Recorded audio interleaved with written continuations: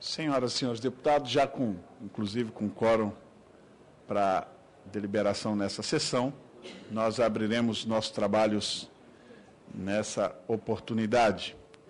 E antes, inclusive, da leitura de ata e ordem do dia, nós queremos aproveitar para iniciarmos estes trabalhos com essa audiência pública e, simultaneamente, aqui no Congresso, como é habitual, temos várias comissões e nós estamos pedindo assessoria para fazer os comunicados aos 14 parlamentares que já deram presença, aliás, 12 que estão em algum lugar que já deve ter começado, para também poder estar se dirigindo para aqui. Mas é com muita alegria e satisfação que nós recebemos aqui, nesta oportunidade, na comissão especial que trata sobre o Estatuto da Família, o professor Dr. Antônio Jorge Pereira Júnior, que ele é doutor em Direito pela Faculdade de Direito da Universidade de São Paulo, professor da Unifor em Fortaleza, autor de tese premiada nacionalmente e internacionalmente, apresentou trabalhos na Suécia, Turquia, entre outros. Eu gostaria de convidar, então, o professor Dr. Antônio Jorge, por favor, se dirija até a mesa e tome um lugar aqui conosco. Também, para essa audiência pública, Paulo Tominaga. Se não errei a fonética, não é? Eu já convido para também se dirigir aqui ao meu lado. É engenheiro e bacharel em Direito, especialista em desenvolvimento pessoal e familiar da Universidade Estadual de Ponta Grossa e pela Universidade de La Sabana, na Colômbia. É diretor de Relações Institucionais e membro fundador da Confederação Nacional das Entidades de Família, promove cursos, palestras, seminários e congressos no Brasil. Já participou de eventos internacionais nos Estados Unidos, na Turquia e na Espanha. Que bom que ambos palestrantes nesse dia já passaram pela Turquia. Não sei o que a Turquia os une, mas nós saberemos ao transcorrer das falas de ambos oradores. E nós vamos começar, pela ordem aqui como nos foi passado, deixando... Sim? Inverter. Ok, então, acatando o comum acordo de ambos, nós vamos começar com o professor Paulo Tominaga, que pode pegar o microfone e puxar um pouquinho para cá. Sim, relator. Não? Eu gostaria só de agradecer ao professor Antônio Jorge, agradecer ao diretor de Relações Institucionais da CNF, Paulo Tominaga, por terem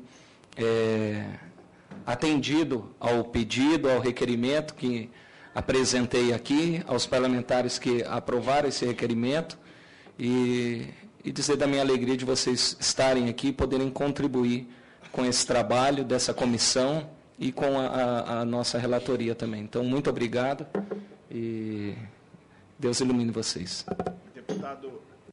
Deputado Diego Garcia, nobre relator, só vale ressaltar que o requerimento e os convidados através do requerimento do nobre relator, que quando falou da presença de vossas senhorias, muito engrandeceu esta comissão e neste ano, ou seja, na 55ª legislatura, vossas senhorias estão aqui para abrir esses trabalhos e abrilhantar com muita alegria para nós. Então, deixo aqui a palavra ao professor Paulo Tominaga. Seja muito bem-vindo e fique à vontade.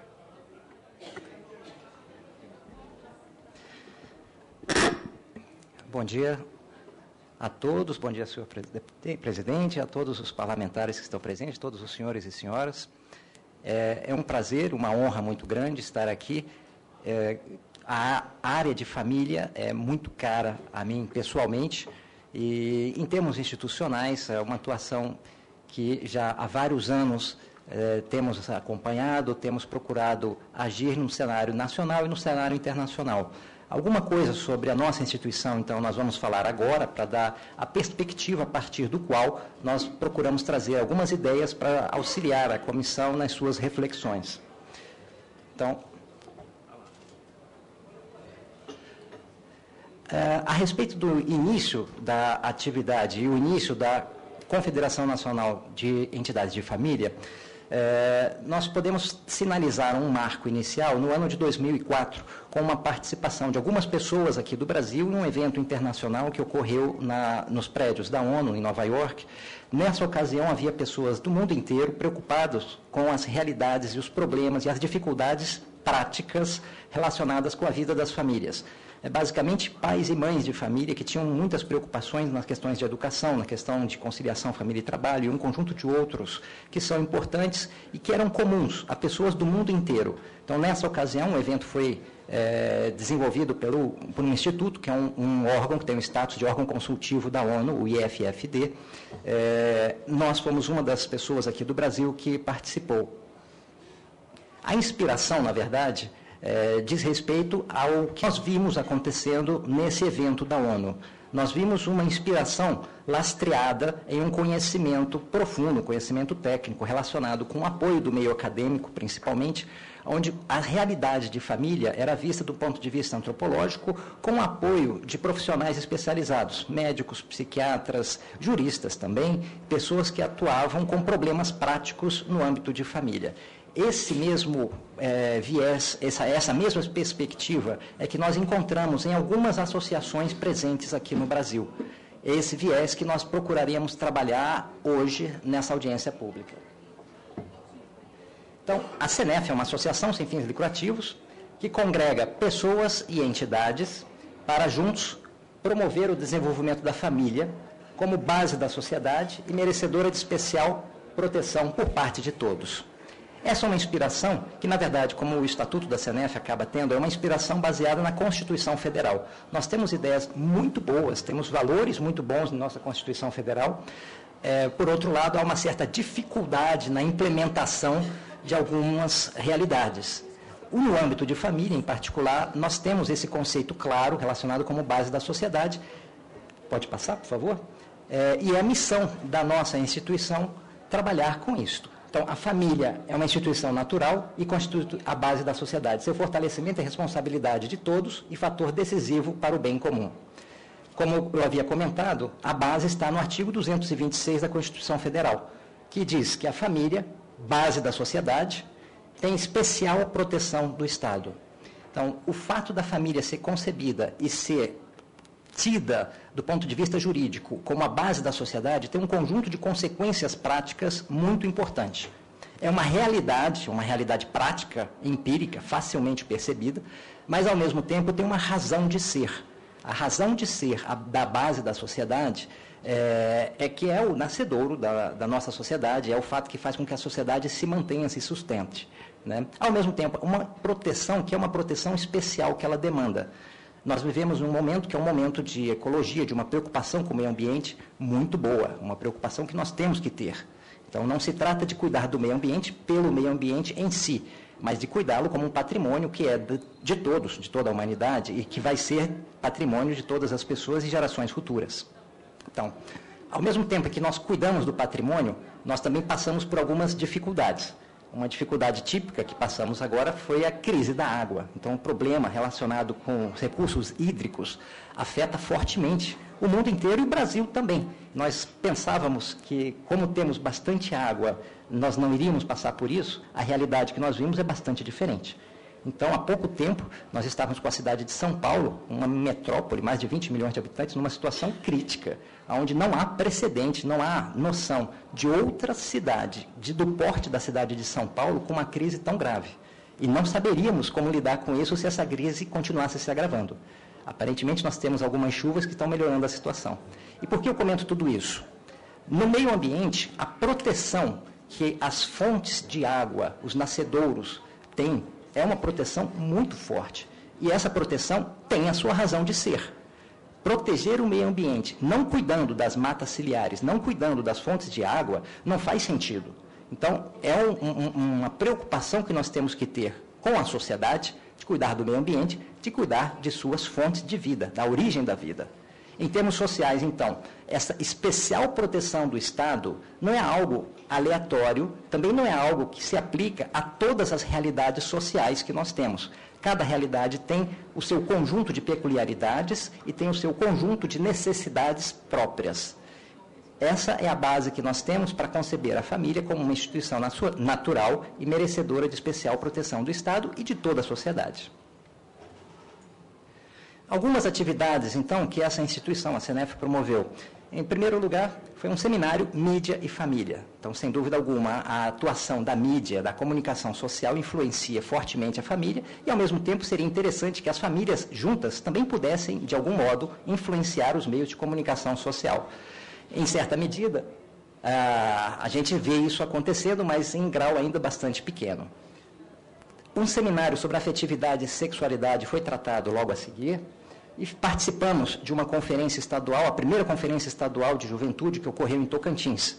Então, foi um evento muito bem estruturado, onde a presença de jovens foi maciça, graças ao convite de um palestrante especial, que foi o Gabriel, o Pensador. Então, o Gabriel, o Pensador, como uma pessoa muito querida por parte dos jovens, esteve presente, teve mais de 1.000 pessoas, 1.000 jovens do estado do Tocantins inteiro participando.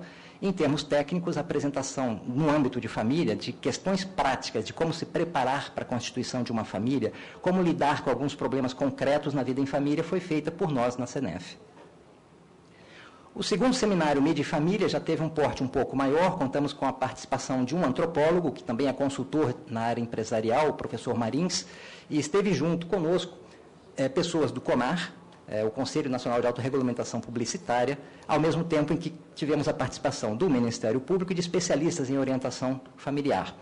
Essa conjugação de esforços, contando com a presença seja da sociedade civil, seja de órgãos públicos, nós vemos como algo muito positivo para as famílias como um todo, especialmente para aquelas pessoas que têm preocupações com as políticas públicas a serem implementadas e que dizem respeito diretamente às famílias.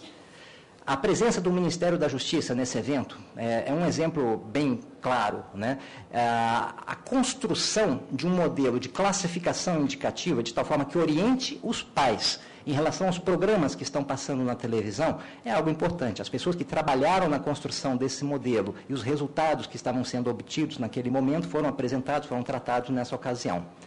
Então, a integração e a preocupação que nós temos que ter quando pensamos em família, em relação à integração dessas famílias, em relação às deliberações no âmbito público, são importantes.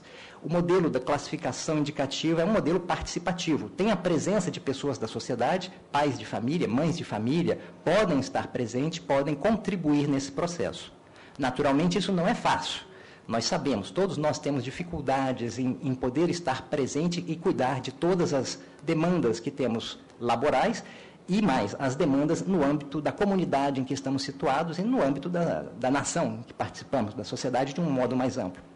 Mas é um espaço que precisa ser construído e uma cultura que precisa ser implementada em nosso país, uma participação cada vez maior daqueles que são os titulares diretos dos direitos que estão sendo tratados.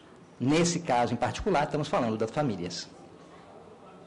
Bom, e agora, comentando a respeito do que foi falado no início por nosso presidente, por que tanto eu como Antônio Jorge tivemos passagens pela Turquia? De fato, houve um convite formalizado por uma organização da Turquia, uma associação de jornalistas e escritores, uma entidade do terceiro setor, pelo que nós percebemos, bastante estruturada naquele país e com uma preocupação de integração, de estabelecimento de laços entre a comunidade da Turquia e principalmente pessoas das ex-repúblicas das Uniões Soviéticas com o Ocidente de uma forma mais ampla. Então, havia participantes do país inteiro, incluindo o Brasil. Nessa ocasião, estivemos juntos, eu e o Dr. Antônio Jorge, tratando de questões relacionadas com família. Bom, essa é só uma imagem, ok, desse evento que aconteceu na Turquia. E é interessante que lá, apenas para destacar, nesse país, a presença do Estado no âmbito de família é uma presença forte. Há uma pessoa responsável por um ministério, especificamente do âmbito das famílias. Como aqui no Brasil nós temos uma secretaria especial dedicada à mulher, Pode ser que em algum momento nós tenhamos também uma instituição do próprio Estado dedicado especificamente para as questões de família, né? Enfim, é uma realidade que nós encontramos em outros países. Há instituições, há fortalecimento de uma estrutura administrativa na Alemanha também, estreitamente relacionada com famílias. E uma realidade que pode ser uma realidade interessante para que a gente conheça. Bom, e falando em aspectos práticos, alguns desafios que existem. Um que nós participamos e nós tentamos trabalhar foi um seminário relacionado com conciliação família e trabalho, com o apoio de instituições de pesquisas aqui, e foi realizado aqui em Brasília mesmo, num campus acadêmico. Aqui na Câmara dos Deputados, então, a presença da família, a importância do tema, e daí a importância desse estatuto especificamente que nós vislumbramos, né, é destacado, e nós estivemos presentes em reuniões da Comissão de Direitos Humanos. Nesse ano, em particular, houve uma definição em relação ao plano de trabalho, colheram sugestões da sociedade, nós estivemos presentes destacando essa importância da família. Os desafios práticos estão relacionados, então, com vários aspectos. Um diz respeito à conciliação família e trabalho, que foi citada, ao uso da liberdade e autoridade, como os pais devem e podem utilizar bem a sua autoridade em relação ao processo de educação e ensinar os seus filhos a administrarem bem a sua liberdade. Isso tudo diz respeito a formar cidadãos, formar pessoas que serão pessoas responsáveis para, no futuro, e mesmo agora, no presente, jovens menos de 18 anos, pessoas de 16, 14, 12 anos, podem assumir responsabilidade em determinada medida, mas precisam saber administrar a liberdade. E é papel fundamental dos pais auxiliá-los nessa questão. Pode voltar, por favor? Na verdade, a educação dos afetos, a comunicação conjugal e o uso dos meios de comunicação e de novas tecnologias. Todas essas são realidades presentes em todos os lares. Como que eu posso ajudar, auxiliar meu filho de 12 anos, de 10 anos, de 16 anos, enfim, a utilizar um celular que tem um recurso impressionante de comunicação, um acesso a uma quantidade enorme de informações e, ao mesmo tempo, valores diversos, valores que podem estar de acordo com aqueles valores adotados pela família, como, por exemplo, respeito à solidariedade, ou valores que podem ser contrários. Se eu estiver falando de um acesso a uma mensagem que circulou durante bastante tempo, como que um jovem deve fazer para se suicidar, com ilustrações em quadrinhos muito bonitinhos, muito atraentes. Obviamente, isso não é algo adequado para crianças nem para adolescentes, mas é uma realidade. Essas realidades estão presentes e é conveniente que exista alguma forma, algum mecanismo de proteção. Em relação ao Estatuto da Criança e do Adolescente, nós já temos algumas previsões. O advento de um Estatuto da Família pode contribuir para fortalecer esses mecanismos que nós temos para que os pais exerçam bem o seu direito-dever de educar os seus filhos. E, essencialmente, então, o que se busca? Para ser livre, para constituir família, é necessário ser, em primeiro lugar, senhor de si mesmo. Isto não é algo que se aprende nas escolas. As escolas auxiliam no processo de formação da administração da liberdade e nesse domínio próprio que cada pessoa precisa ter. Por outro lado, os pais, a família, exercem isso em primeira mão. É com isso que os pais exercem a sua missão essencial. E a missão dos pais é auxiliar os filhos a desenvolverem a capacidade de amar. Essa capacidade de se comprometer, de comprometer-se de uma forma efetiva, de uma forma estável. Dessa forma, conseguem constituir família. Ou se dedicam de uma forma integral a causas, a serviços humanitários e diversas outras questões. Nem todas as pessoas são obrigadas, na verdade, ninguém é obrigado a constituir família. Um dos pré-requisitos que nós temos para que a família exista é a liberdade das pessoas. O que acontece na prática? As políticas públicas, em geral, têm um foco muito mais definido em relação a aspectos materiais. É mais fácil nós trabalharmos com políticas públicas com um prazo curto, resultados imediatos. As coisas são mais palpáveis, é mais visível esse tipo de trabalho. Por outro lado, quando nós trabalhamos com a estruturação da sociedade, com a proteção e a promoção da família, nós estamos trabalhando com resultados de médio e longo prazo, mas, ao mesmo tempo, são esses resultados que são estruturantes, que atacam não as consequências, mas as causas dos problemas. E nós vamos trabalhar um pouquinho em relação a isso agora.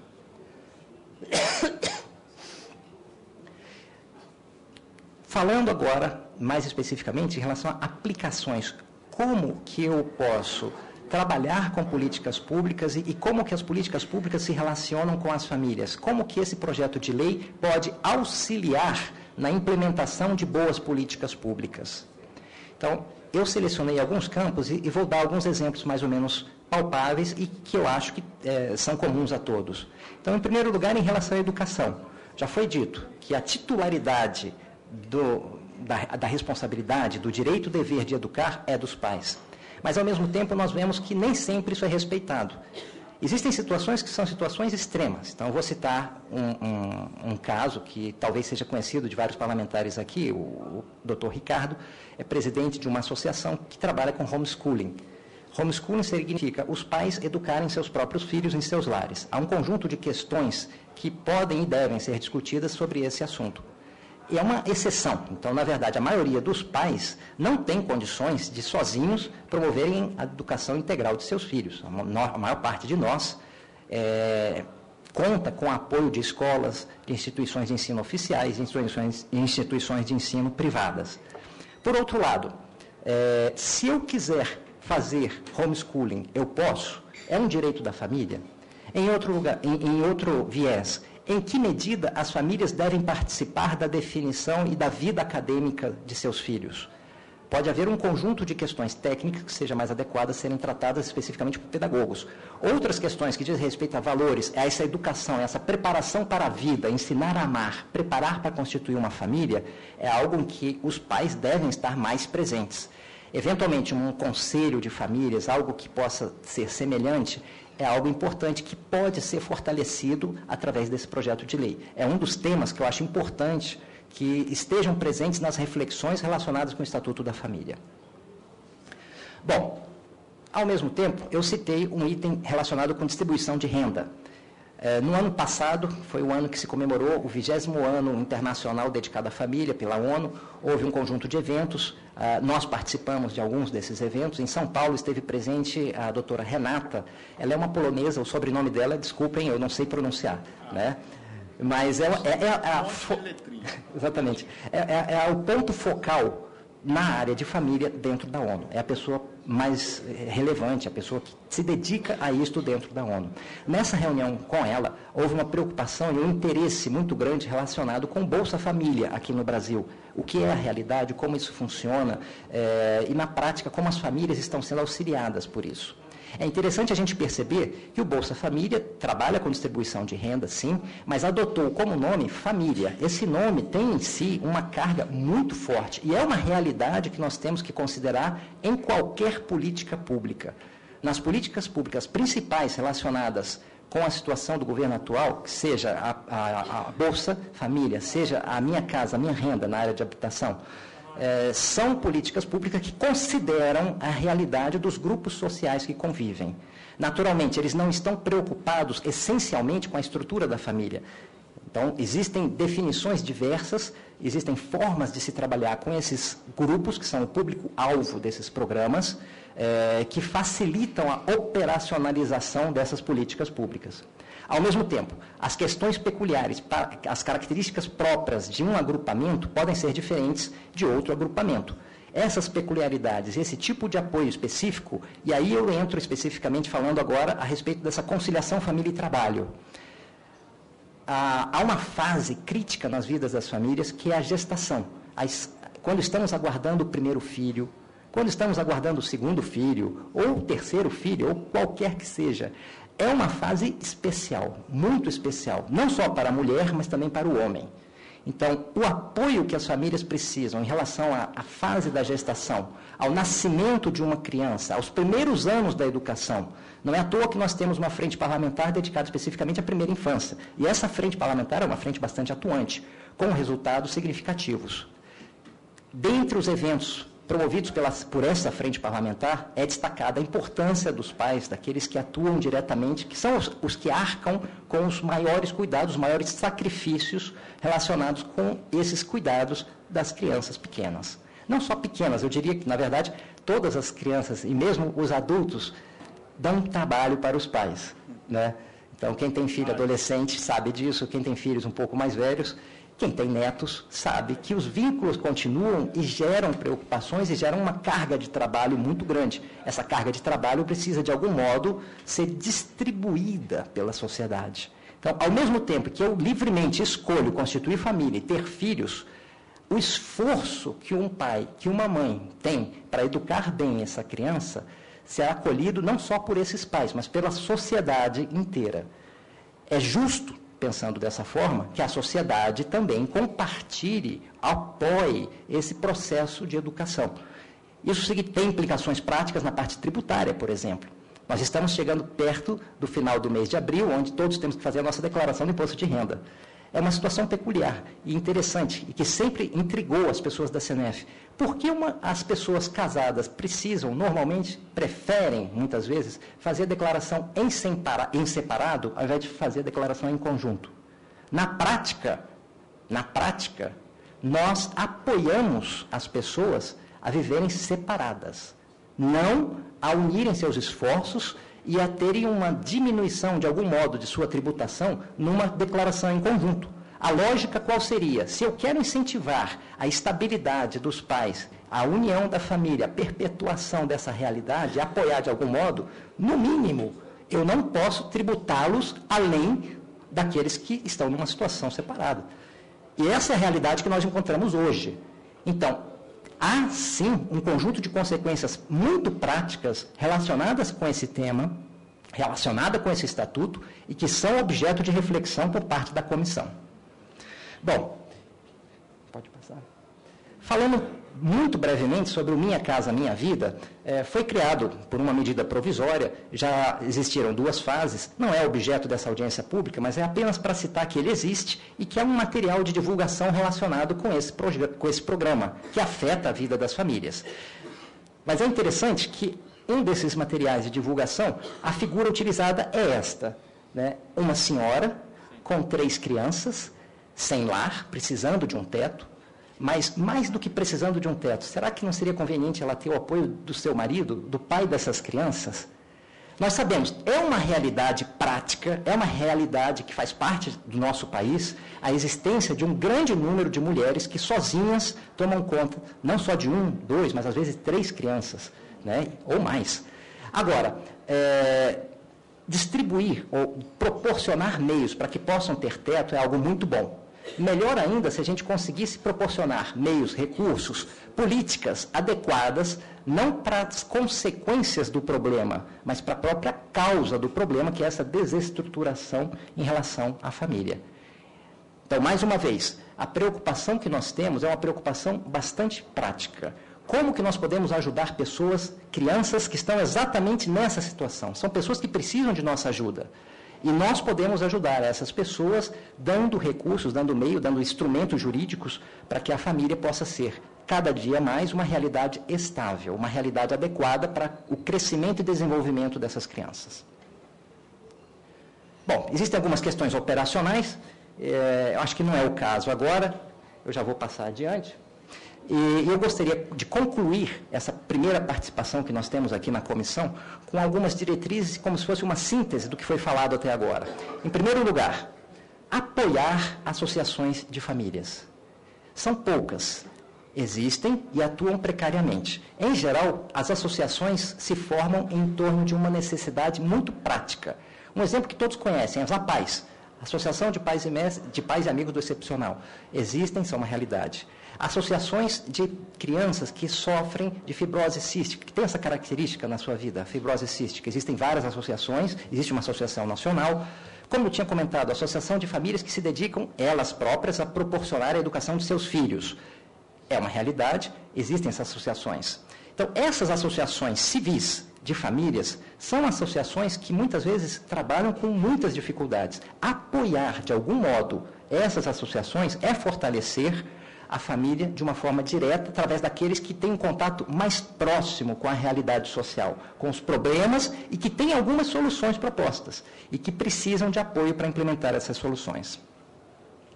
Como eu havia comentado, esse protagonismo dos pais na educação é algo que eu acho importantíssimo, né?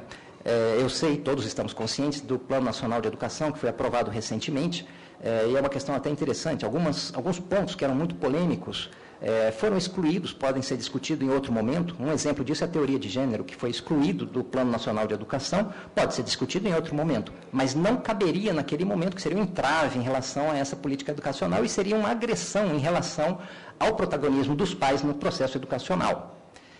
Eu já tive notícia de que, infelizmente, parece que estão tentando novamente implementar ou colocar a ideologia de gênero relacionada com a implementação de planos educacionais em estados e municípios diversos, né? Não é conveniente, mas, ao mesmo tempo, a postura que eu acho importante? Os pais precisam, cada vez mais, assumir esse papel de protagonismo, contar com o apoio do poder público, mas terem mecanismos de efetivamente exercerem o que precisam, né, em relação à educação de seus filhos. Bom, e essa estruturação de políticas públicas, como havia falado, tendo como foco as famílias. Ao invés de estruturar, pensando em resultados econômicos a curto prazo, pensar em relação a assegurar o fortalecimento dos vínculos, essa capacidade de solidariedade entre os cônjuges, é algo importante para a segurança e para a estrutura de nossa sociedade. Então, são essas as ideias que eu gostaria de destacar. Eu não quis ficar preso à letra da lei em relação ao projeto que está tramitando, mas as ideias principais estão presentes, são essas ideias que permeiam o Estatuto da Família e que a nossa entidade julga serem relevantes e que nós gostaríamos de destacar nesse momento. Muito obrigado.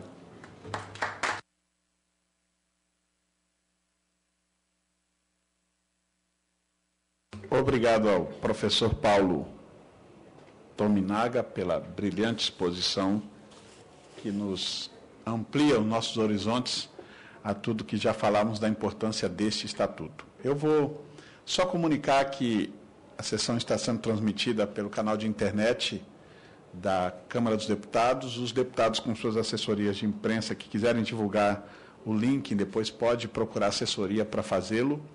E, ao final, nós teremos, inclusive, a participação popular através da internet, que nós vamos abrir a elas para perguntas aos nossos palestrantes, aos nossos oradores.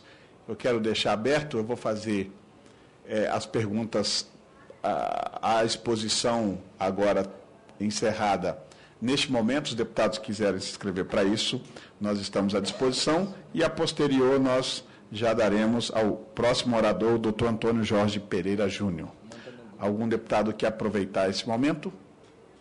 Sim, deputado Flavinho, por favor. Bom dia, presidente, relator, nossos convidados também presentes nessa sessão. Quero parabenizar o trabalho, né, do nobre colega que nessa manhã nos traz informações tão importantes sobre a questão da família e como ela tem sido atacada no nosso país, né? E fiz questão de anotar várias situações que foram apresentadas com relação a políticas públicas, por exemplo, né, que é o nosso papel aqui também como legisladores, que temos que estar atentos, né, e estou nessa comissão, estou na Comissão de Direitos Humanos e ali estou atento a todas essas demandas das famílias, por ser um defensor da família e não abro mão dessa defesa em nenhuma das circunstâncias, né. Sou católico, sou missionário, sou pregador, sou pai de 5 filhos e acredito firmemente nessa constituição de família, homem e mulher, nessa matriz original, né?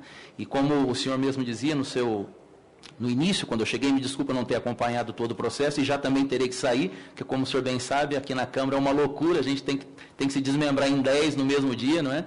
Mas fiz questão, eu acho que peguei bem nesse momento em que o senhor falava sobre a questão da água, não é? E pelo que eu entendi, me desculpa se entendi mal, mas o meu entendimento foi exatamente esse, fiz questão de anotar. A família é tão essencial à sociedade como a água é essencial para a vida. Se cuidamos de nascentes para não se esgotar os recursos, precisa se tratar das famílias para não se perder os recursos da ética e da moral na nossa sociedade. É assim que eu vejo a família. ela é essencial e é para isso que nós estamos aqui, para lutar exatamente para que a família seja preservada no nosso país, porque a família preservada serão preservados a ética, a moral, os bons costumes e a base da nossa sociedade. Por isso, parabéns pela sua fala. Muito obrigado, deputado Flavinho. Dizer que sua presença aqui sempre nos honra. Não sabia que queria povoar a terra quase que sozinho. Meus parabéns por ter uma família tão numerosa. E essa presidência tem uma santa inveja, mas não desejo isso não. Já estou muito satisfeito com os dois que Deus me deu. Muito obrigado pela sua participação. Vamos agora ouvir também o nobre deputado Rogério Marinho, que é segundo vice-presidente dessa comissão, que a hora que quiser faço questão de que esteja na mesa conosco. Muito obrigado. A palavra com Vossa Excelência. Presidente, primeiro homenagear aqui o trabalho que está sendo feito, extremamente importante para o nosso país. Dizer que, a exemplo do deputado Flavinho, eu estou na comissão também que trata da reforma política.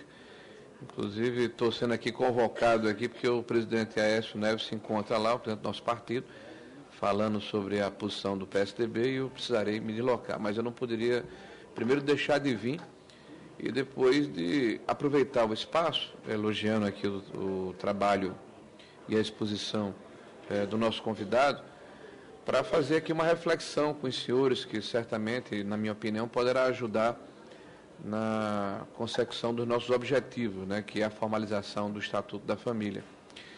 Eu faço parte da Comissão da Educação da Casa há quase 8 anos e trabalhamos na elaboração do PNE, e esse embate ideológico, né, da luta de gêneros é uma política do governo atual, né, não é uma coisa, ou não é uma atividade solta, né, não é uma ação dispersa, é uma política determinada, e tanto é assim, nobre convidado, que nos últimos 12 anos de governo de PT, 13, a Comissão de Direitos Humanos, aliás, o nosso presidente passou por um problema agora no início, né, de 9 a 10 vezes foi ocupada pelo PT. A exemplo da Comissão da Educação, nos últimos 12 anos, em torno de 10 vezes foi o PT que ocupou essa comissão. E note que o partido que tem a maior bancada na casa tem 3 escolhas. Então ele escolhe a Comissão de Constituição e Justiça, perdeu esse ano, e as outras 2 comissões não são as comissões de infraestrutura, de energia, não são as comissões teoricamente mais fortes, né? São as comissões onde existe a doutrinação, né? Então é uma estratégia pensada por um partido político que tem um projeto de poder, respeitando, evidentemente, aqueles que pensam diferente da gente. E recentemente nós participamos, eu estava ali ouvindo e fazendo algumas anotações, e nós participamos de uma audiência pública com o deputado Isalci, que é aqui do Distrito Federal, com um grupo de estudos chamado Escola Sem Partido, né?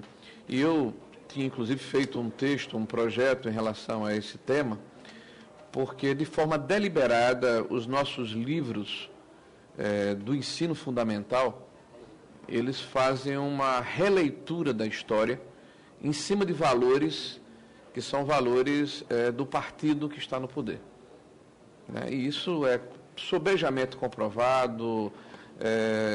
O agronegócio é colocado, por exemplo, como um inimigo do país, né? O conceito de família é o conceito que, na verdade, ultrapassa o que nós pensamos, né? Tanto é que o ex-ministro da Educação, ano passado, como prefeito da cidade de São Paulo, criou o Dia do Cuidador e acabou com o Dia do Pai e da Mãe, né?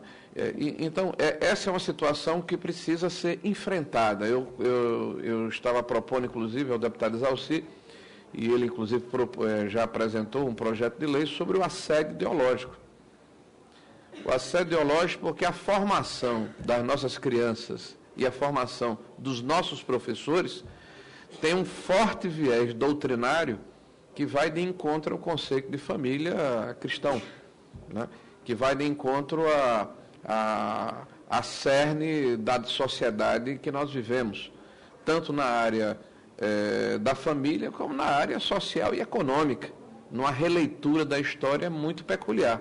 Para o senhor ter uma ideia, a formação dos nossos professores, educadores, mais de 90% desse currículo é teórico, menos de 10% é prático.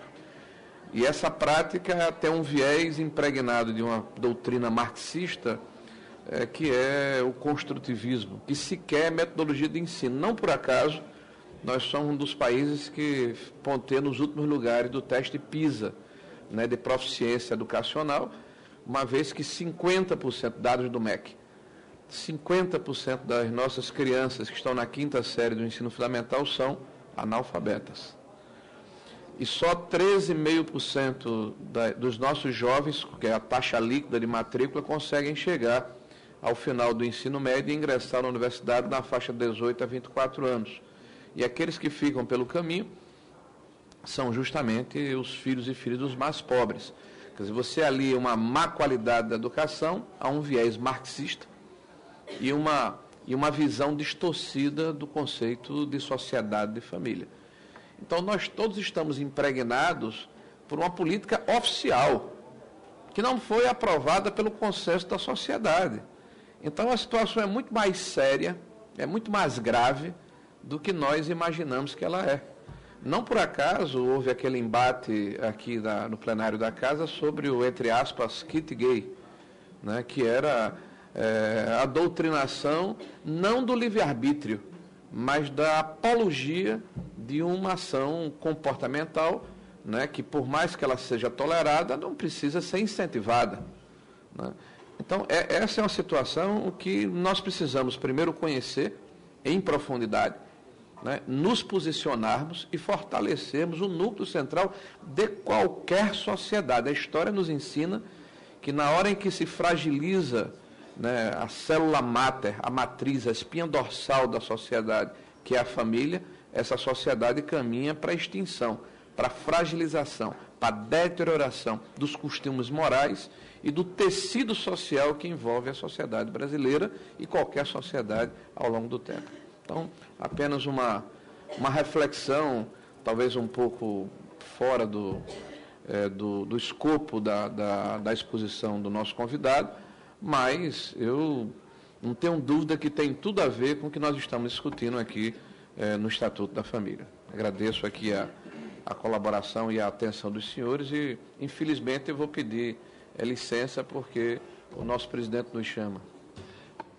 Deputado Rogério Marinho, Vossa Excelência contribui enormemente com a sua participação aqui e muito brilhantemente representa o seu lindo estado do Rio Grande do Norte, onde sempre vou lá para descansar.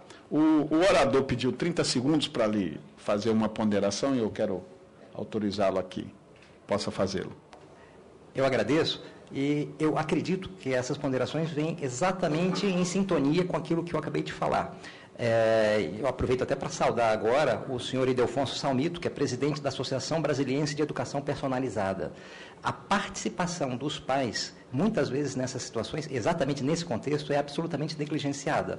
Então, o próprio Estado se arvora ao direito de dizer o que os pais pensam é isso, o que eles precisam ter como valores é isto. E não é essa a realidade, os pais não são ouvidos. Para tornar efetiva essa participação dos pais, as associações de pais e mestres, às vezes, têm muita dificuldade. Então, é conveniente que hajam associações mais amplas, que congreguem grupos maiores de pais, que possam expor a sua ideia, que possam expor a sua visão de mundo e se contrapor a esse tipo de ideologia que acaba sendo disseminada como uma forma de assédio às crianças e uma deformação em relação à visão que os pais pretendem que os seus filhos tenham. Então, agradeço muito a participação, a pergunta do senhor e, ao mesmo tempo, acredito que está em sintonia com aquilo que foi falado e parabéns pela presença do doutor Ildefonso aqui, porque eu sei que é difícil, não é fácil uma pessoa que representa uma determinada entidade poder estar presente aqui na Câmara. Obrigado, professor Paulo Tominaga, por sua participação mais uma vez. A palavra com o deputado Evandro Roman, do glorioso Estado do Paraná. Obrigado, nosso grande presidente Sóstenes, e obrigado pelo glorioso, nosso querido Estado do Paraná, realmente. A todos aí, nosso amigo Diego, que é do Estado. Bem representado. Bem representado, uma grande liderança na defesa aí dos valores da família, uma grande liderança dentro da Igreja Católica, e tenho um orgulho muito grande aí de sermos amigos e termos a possibilidade de trabalharmos juntos dentro do mesmo objetivo. Professor, eu lhe cumprimento também o Antônio, o senhor como diretor. Eu vejo assim, quando eu analiso aquela imagem na TV, onde a mãe com uma criança no colo, mais 2 filhos, isso passa também pela nossa função aqui, enquanto nós estamos 3 a 4 dias por semana fora, ausentes, e você vê que o pai ele fica muitas vezes com a função realmente do provedor daquele, e a mãe ela tem a simbologia da casa, da constituição do lar, e isso vem de uma origem muito grande, muito forte, nossa. Tá? Então é um pouco realmente machista. Agora eu pergunto, o que fazer, tá? Para que isso seja realmente revertido, tendo um entendimento de que a criança na primeira infância, tá? Que vai os seus 2 primeiros anos de vida, todo o afeto é construído praticamente dentro daquele período, toda aquela relação forte com o pai também é construída, e eu falo que bem hoje, a minha filhinha Maria Eduarda Roman completa 1 aninho de vida e eu não posso estar com ela, vamos ter que comemorar no domingo. Então, tudo isso cria para nós o entendimento que temos valores da Constituição e da elaboração realmente de uma família sólida, que você quer estar presente, e isso nós nos autocobramos muito. E uma outra análise, toda vez que eu analiso, quero ver o seu ponto de vista em relação a isso, toda vez que eu vejo a construção de uma nova creche, de uma ação, e todos analisam aquela construção daquela creche como algo fantástico. E eu tenho uma visão muito crítica sobre isso. Eu falo que à medida em que se constrói creches no Brasil, podem ter certeza que futuramente serão construídos o mesmo número de penitenciárias e cadeias. Num ritmo de terceirização, já que a discussão é essa, na casa, mas eu vejo que a terceirização da educação dos nossos filhos estão fazendo com que nós venhamos a aumentar o número, com certeza, futuro de cadeias e penitenciárias. Porque você não dá... O deputado anterior que nos falou, ele disse sobre o dia do cuidador. O cuidador, ele é um cuidador, ele tem ali, ele não tem o afeto de um pai, o carinho, o cheiro de um pai e de uma mãe, mas isso pela necessidade de um mundo contemporâneo, onde os dois saem de casa cedo para trabalhar, e aí voltam tarde, muitas vezes saem, seus filhos estão dormindo e retornam, ainda estão dormindo, e passa a semana, vai ter o contato no final.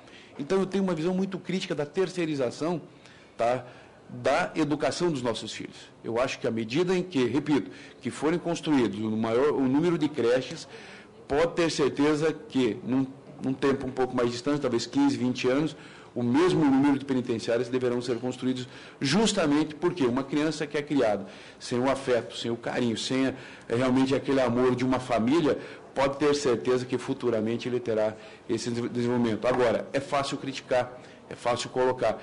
Agora, sugerir situações, sugestões que são realmente execuíveis, isso eu acho que é o mais difícil. Eu queria entender qual é o seu posicionamento sobre isso. Muito bom. O tema é um tema importantíssimo. De fato, a conciliação família e trabalho é uma área de pesquisa ampla na parte de administração de empresas, na parte de ciências públicas também. Existem vários mecanismos práticos e vários pontos que precisam ser realmente aprofundados. A primeira fase, a licença maternidade, licença paternidade, são temas importantíssimos. Esse tema é essencial, essa comissão precisa se debruçar. Me permita, eu sugeria, tem um requerimento justamente em cima disso, de aumento para 30 dias no mínimo a licença paternidade. Perdão de interromper. Bom, eu agradeço e parabenizo o senhor pela iniciativa, né? A licença, ao mesmo tempo, precisa ser bem compreendida, porque não significa simplesmente um afastamento sem comprometimento ou com ônus integral para o empregador. Isso precisa ser realmente analisado, porque, do contrário, pode acontecer o efeito contrário, o que nós não desejamos, que as mulheres não tenham empregos, que os homens que têm mais filhos acabam sendo discriminados, né? E não é isso que nós queremos. A implementação das políticas de conciliação família e trabalho requerem um conhecimento especializado, requerem um pouco mais de reflexão. Agora, eu dou exemplo de que isso é possível. Então, na Espanha, no ano passado, teve um seminário realizado em Barcelona, nós participamos, várias pessoas estiveram presentes. Houve um destaque muito grande para pesquisas realizadas pela professora Nuria Tintila. É uma pesquisadora que se dedica à conciliação família e trabalho no âmbito feminino, essa conciliação de uma forma ampla. Um dos destaques e um caso que foi apresentado por lá foi de uma pesquisadora, uma professora aqui da Argentina, onde ela citou o exemplo do Walmart. Eu confesso que eu tinha um certo preconceito em relação à empresa, mas a visão que ela trouxe em relação à atuação dessa empresa lá na Argentina foi muito positiva. Um exemplo concreto de aumento da licença paternidade espontaneamente. Não foi pela legislação, foi uma prática adotada pela empresa para manter os bons empregados. Eu morei lá 8 anos e posso dar testemunho da veracidade. Muito bem. E, ao mesmo tempo, eles implementam uma ampliação de uma meia jornada de trabalho durante os 30 dias seguintes ao nascimento, sem redução de salário. Esse tipo de política faz com que as pessoas queiram trabalhar nessa empresa e ela consiga manter os melhores trabalhadores que estão disponíveis no mercado nos seus quadros. Então, não é um interesse meramente ideológico ou uma questão de favorecer a sociedade sem contrapartida. Pelo contrário, os empresários sabem que há contrapartida e fazem isso. Então, nós precisamos pensar, em termos de política pública, como que auxiliamos, como podemos auxiliar mais esses empregadores, esses empresários, né? Bom, o horário de trabalho mais flexível, o compartilhamento de atividades é outro exemplo, onde uma atividade possa ser feita não por uma só pessoa, mas por 2 pessoas, e essas 2 pessoas combinam qual o horário mais adequado de cada um trabalhar, ou que um trabalhe 2 dias na semana, outro trabalhe 3, enfim, essas coisas geram uma continuidade no atendimento às necessidades e aos serviços que a empresa requer, e, ao mesmo tempo, possibilitam uma maior flexibilidade para que as famílias possam estar, nos momentos necessários, junto com seus filhos. Parabéns pela filha do senhor. Queridos, nós vamos agradecer aqui a presença já dos nobres deputados que já estão conosco, Josué Bengston, que representa o brilhante e glorioso estado do Pará, a terra do açaí, o melhor açaí do Brasil está lá, e também o nobre colega que representa muito bem o PSDB nessa casa. Alfredo Kaifer. Alfredo Kaifer, desculpa. Obrigado pela presença.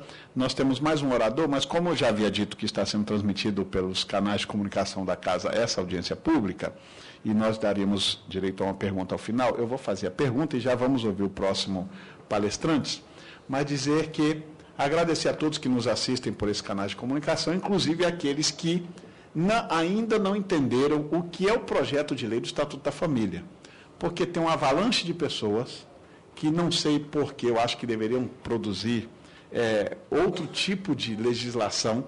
O projeto de lei do Estatuto da Família, ele é claro, ele vem referendar o que já estabelece na Constituição brasileira. Esse projeto não está inventando nenhuma fórmula. A Constituição brasileira define a família como a base social e como homem e mulher. Se existem outros interesses de modificar o texto constitucional, não é um projeto de lei que o faz, e sim um projeto de emenda constitucional. Então, eu quero esclarecer aqueles que nos assistem pela internet de que, se existe interesse em modificar esse texto, não é aqui que será feito, porque não é através desse instrumento chamado projeto de lei, e sim de um projeto de emenda constitucional. Quem quer mudar esse contexto constitucional, que procure os seus defensores aqui nessa casa para que elaborem e que botem em votação. Não é aqui o local para essa discussão. Portanto, eu vou fazer uma das perguntas selecionada pela assessoria, que diz ao coordenador, algumas instituições religiosas realizam projetos em prol da família, como encontro de casais, encontro de jovens, seminários. A CNEF reconhece esses trabalhos? Há algum projeto de apoio a essas instituições que muitas vezes trabalham de forma independente? Essa foi uma pergunta feita por um anônimo, por isso nós não temos como divulgar aqui o nome dele, que eu pediria, inclusive, àqueles que fizerem perguntas, que se identifique o seu estado, sua cidade e o seu nome, por favor. Muito obrigado. De fato, a realidade que nós temos hoje é que o número de associações civis desvinculada de instituições mais fortes, como, por exemplo, escolas, ou confissões religiosas, né, seja a Igreja Católica, seja a Igreja Protestante, sejam várias denominações religiosas, são poucas. Nós temos várias atividades sendo exercidas no âmbito, em prol da família, por instituições, de um certo modo, vinculado a uma instituição confessional. Especificamente em relação à CENEF, nós não somos confessionais. O nosso âmbito de atuação é o âmbito da sociedade civil, porque nós queremos congregar pessoas diversas, independente de credo, mas que compartilhem essa visão de mundo, da importância da família como base da sociedade. Então, e por outro lado, nós temos vários recursos acadêmicos gerados em várias pesquisas, como acabamos de falar agora, relacionado com a conciliação família e trabalho, que são questões absolutamente práticas, que requerem uma pesquisa, um aprofundamento maior, uma reflexão maior, mas que não necessariamente estejam vinculadas a questões religiosas. Então, essa é a visão que nós temos, e eu acho que é uma sugestão que eu dou também, é que a abordagem das reflexões feitas aqui no âmbito da comissão possam procurar adotar cada vez mais esse âmbito mais acadêmico, mais científico, lastreado em estudos e pesquisas que nós temos, que é o que nós precisamos e que é a realidade que demonstra aquilo que foi falado durante essa audiência toda. Fugir do senso comum, né? E partir mais para uma ação de ciência e mostrar realmente o efeito que isso dá na vida de um adulto enquanto foi gerado na infância, principalmente na primeira infância. Exatamente. Desculpa, eu tinha avisado que já íamos passar ao próximo orador, mas o presidente esqueceu, o relator, que tinha 2 perguntas a fazer, e quero corrigir e aproveito esse momento agora, o ilustre deputado Diego Garcia. Senhor Paulo Tominaga, o senhor falou sobre a dificuldade de conciliação de família e trabalho. O que o senhor tem visto como boas práticas que possam valorizar a família nessa relação com o mundo? Essa é a minha primeira pergunta. A segunda pergunta é que o senhor falou também sobre a importância do bom uso dos recursos tecnológicos pela família. Quais os maiores problemas relacionados a esse uso que o senhor percebe hoje? Muito bom. Bom, em relação à primeira pergunta, de fato um conjunto de boas práticas são necessárias. Por coincidência, essa pesquisadora da Argentina tem uma publicação em parceria com o Walmart, de um instituto de pesquisa que eles têm por lá, de boas práticas empresariais, que a principal finalidade deles é divulgar isso entre outras empresas, para que essas empresas adotem essas práticas. Mas, essencialmente, estão relacionadas com essa flexibilização, seja de horário, seja em relação ao local de trabalho. Então, teletrabalho é uma realidade hoje relativamente comum, mas ao mesmo tempo que é mal compreendida. Muitas vezes as pessoas entendem o teletrabalho como uma pessoa que não quer trabalhar, o que é falso, principalmente em termos intelectuais, de produção intelectual, né? Bom, mas, enfim, existem essas práticas, existem essas pesquisas, esse foi um exemplo que eu citei, poderia dar outros, como foi o caso da licença maternidade, licença paternidade, algumas licenças especiais relacionadas com a vida acadêmica de nossos filhos. Então, uma festinha que tem uma criança de 2 anos, ou Dia das Mães, ou, enfim, algum evento importante que aconteça na escola. Será que a mãe que trabalha não deve estar presente, não pode estar presente? É conveniente que esteja, é conveniente para a sociedade como um todo que ela esteja. Então, nós precisamos pensar um pouquinho como que essa flexibilização pode ocorrer sem que haja prejuízo em relação ao lado do empresário. Por outro lado, relação agora, falando mais em relação à segunda pergunta, né? Nós temos uma realidade mais complexa no âmbito de família. A pergunta é a tecnologia. E as questões que nós temos, eu citei como um desafio. Essas realidades complexas incluem, em primeiro lugar, um desconhecimento por parte dos pais das potencialidades das tecnologias. Ou a pessoa tem uma visão extremamente liberal, onde deixa qualquer criança usar qualquer aparelho, ou a gente tem o extremo oposto, um pai que nega tudo. Então, meu filho não vai ter celular, não vai acessar a televisão, não vai ter acesso à internet. Os dois extremos estão errados. Então, na visão que nós temos, há uma necessidade de um meio termo, que não é fácil, mas que é onde você consegue administrar os filhos no uso de sua liberdade, no uso dessas tecnologias. Então, dou um exemplo, as redes sociais. A IBM, durante uma época, fazia contratação de suas pessoas, analisando o perfil dos candidatos nas redes sociais. Então, uma pessoa que não tivesse presença na rede social, tinha uma pontuação baixa nessa avaliação. Ela estava, por assim dizer, fora do mercado interessado naquele caso.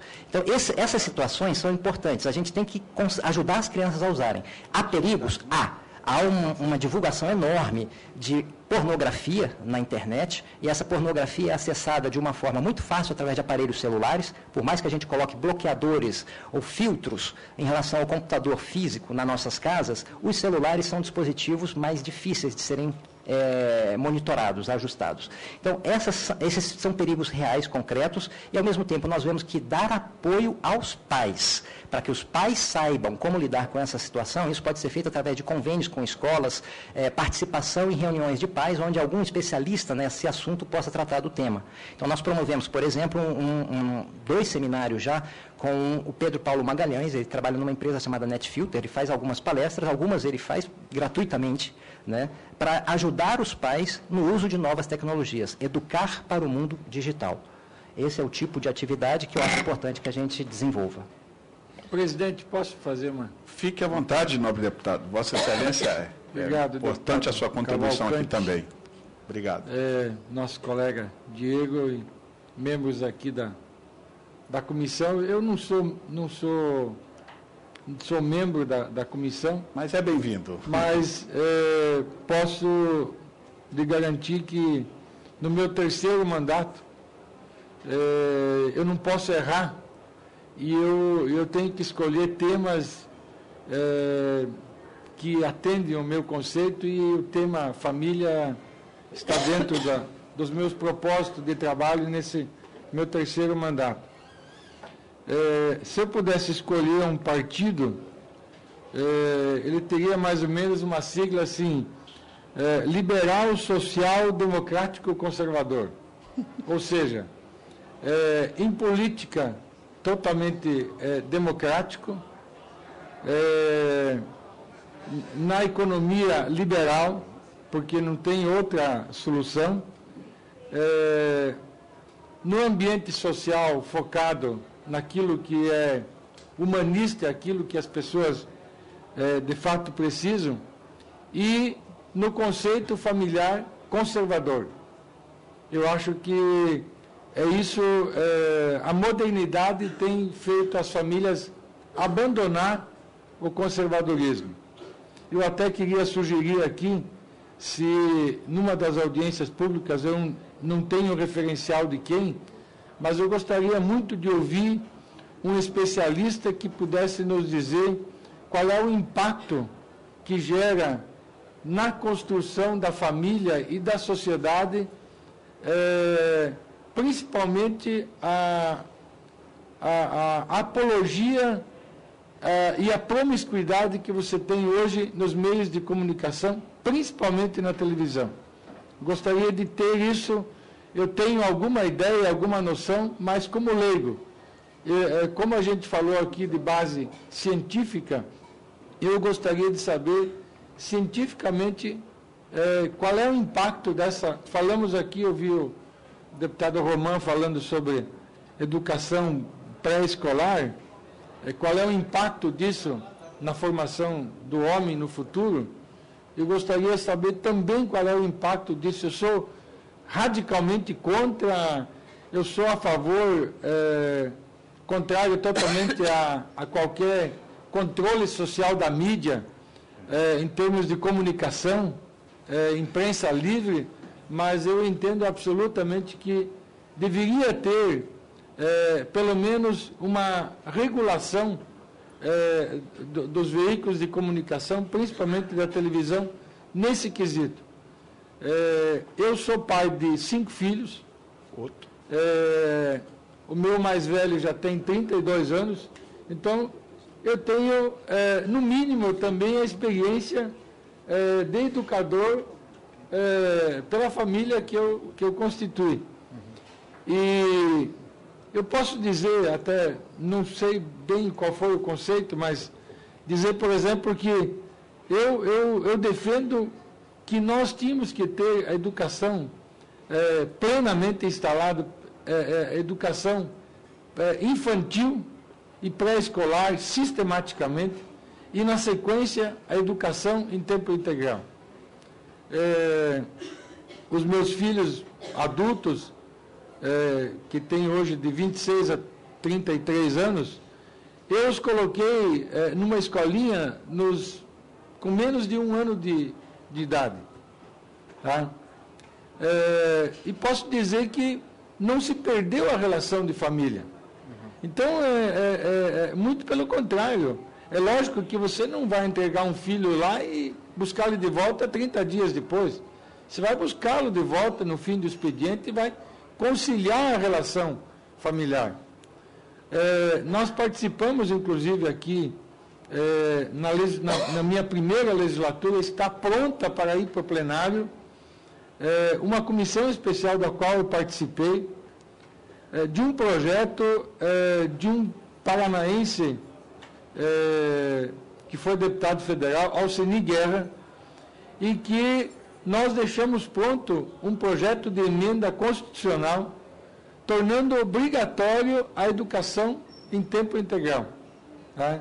Desde a educação infantil, pré-escolar, como função de Estado mesmo, seja lá do município, do Estado, mas em especial do município que administraria isso. Então, eu acredito que uma das formas para se resolver a educação dos filhos e formar homens qualificados, pessoas qualificadas, habilitadas no ambiente social, é a educação pré-escolar, infantil pré-escolar e em tempo integral, absolutamente.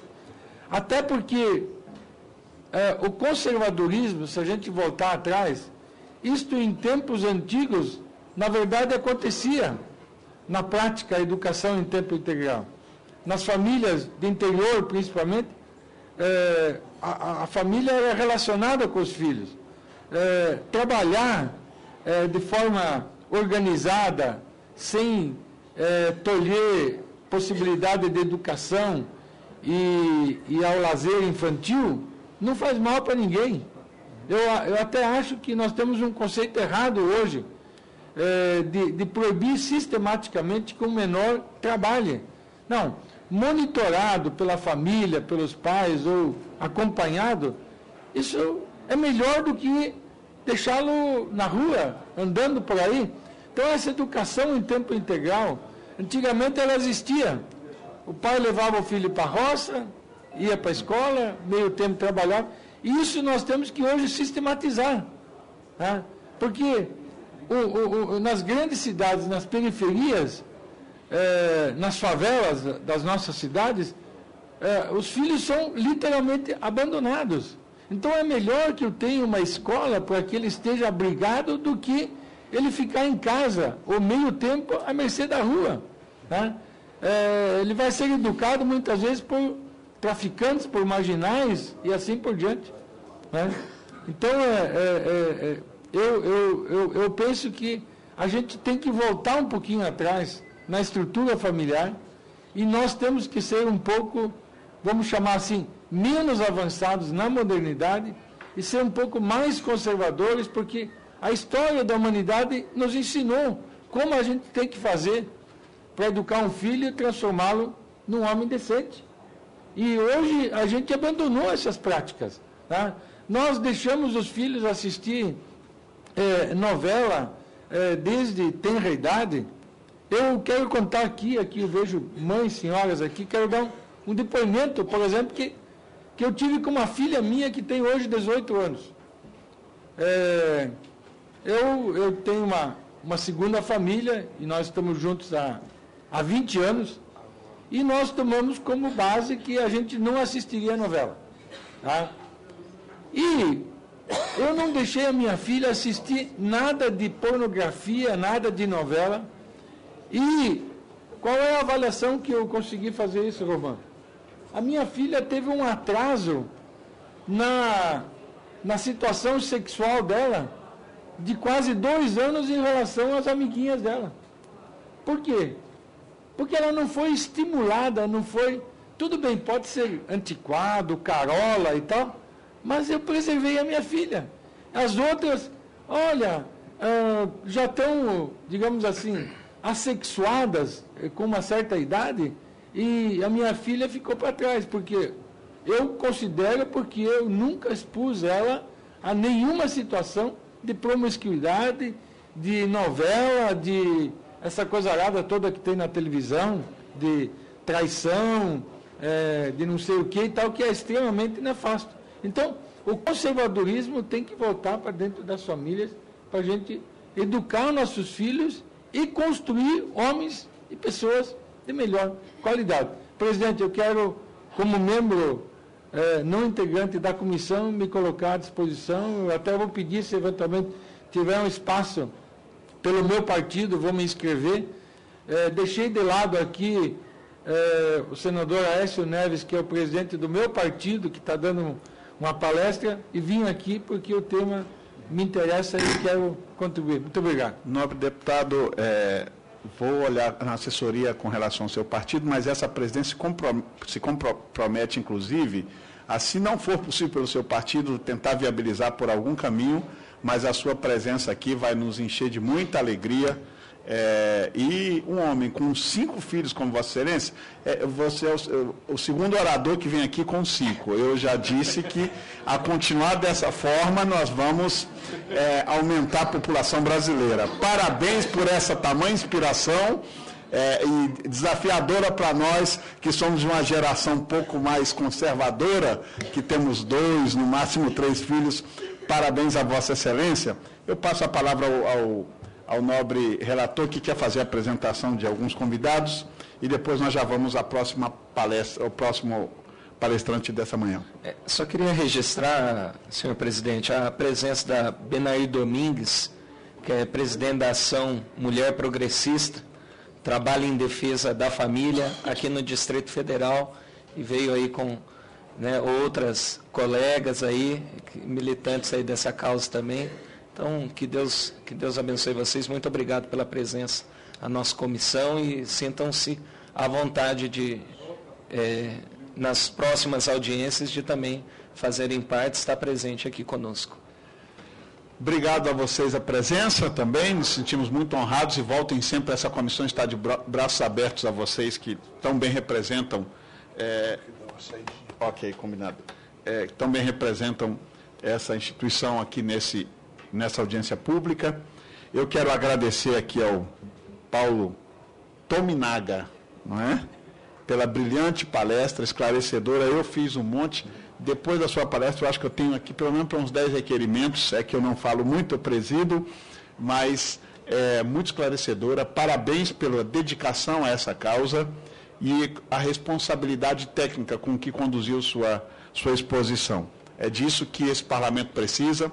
É disso que o Estatuto da Família, que, permitindo Deus, esse ano nós vamos aprová-lo aqui nessa comissão, encaminhá-lo, inclusive, se possível, para o plenário da Casa, e nós entregarmos essa resposta à sociedade brasileira. Eu quero agora convidar o professor doutor Antônio Jorge Pereira, que tem 20 minutos aqui para decorrer sobre a sua palestra e trazer a sua contribuição a essa comissão. Bom, bom dia a todos e a todas. Então, eu agradeço a oportunidade de estar presente nessa audiência pública. Deputado Sóstenes Cavalcante, deputado Diego Garcia. Tenho a satisfação de encontrar outros 2 deputados, Evandro Gussi, que já é um colega conhecido de longa data, e deputado Alain Henrique, que conheci hoje mesmo, conterrâneo, porque eu nasci no Acre também. Nasci no Acre como ele, depois me criei em São Paulo e estou atualmente em Fortaleza, sendo professor do PPGD da Unifor, Programa de Pós-Graduação da Universidade de Fortaleza, onde oriento mestrado e doutorado naquela casa. Então, a satisfação de estar com todos aqui.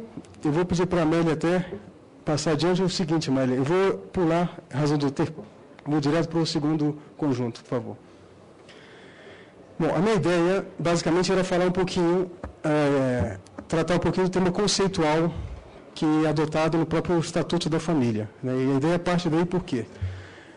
Bom, eu aprendi já nos bancos da Faculdade de Direito da Universidade de São Paulo, onde me graduei, fiz o mestrado e doutorado, ouvindo o professor José Eduardo Faria, que é como que 5 âmbitos principais de interferência na opinião pública. A primeira delas que ele elencava, tem o poder econômico, que tem a capacidade de influenciar, uma outra é o poder midiático, uma terceira é o poder da arte, da cultura, uma quarta a questão da própria política, e a quinta é a questão da academia. Então, eu vou tentar tratar da perspectiva da academia, exatamente um pouco a dimensão conceitual do que está na base do nosso projeto aqui, na base desse estatuto. Bom, então, no caso, como já dizia o deputado Sóstenes, esse projeto de lei ele trata exatamente o que já está na Constituição. Então, ele não está querendo fazer nenhum adendo especificamente a esse conteúdo.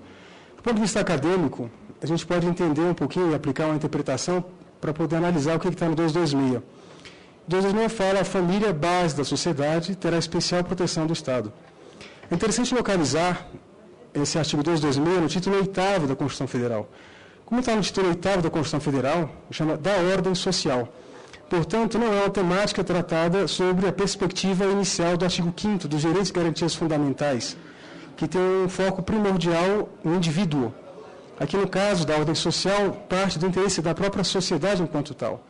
Então, ela acaba definindo aquilo que será mais importante na perspectiva de dar, eventualmente, uma atenção diferenciada. E vem a expressão também especial proteção.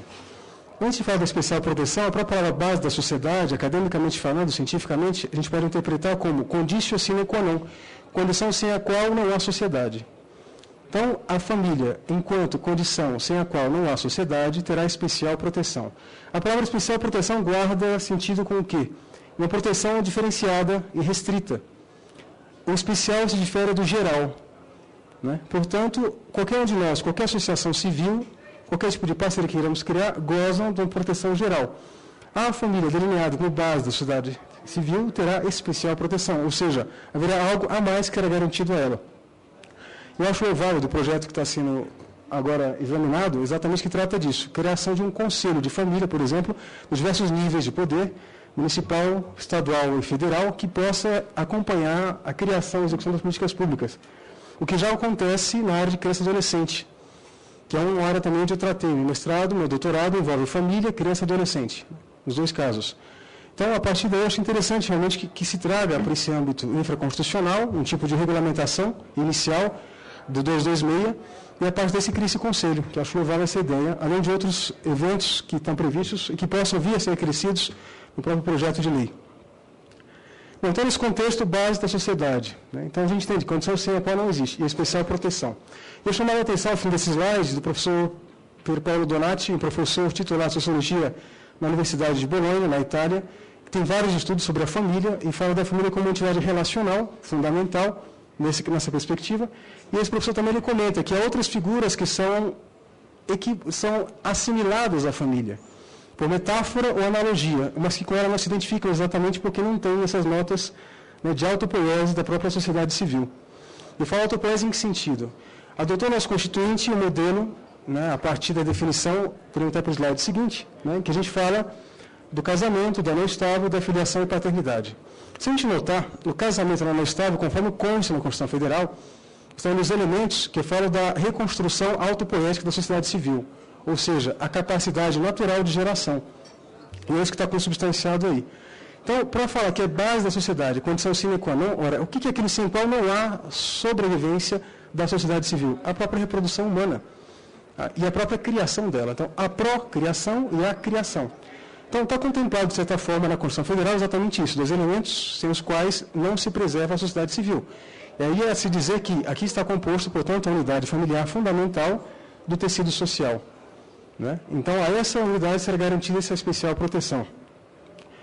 Então, isso não impede que se possa, do ponto de vista político, buscar-se criar outros estatutos que possam defender outras categorias de relacionamento humano.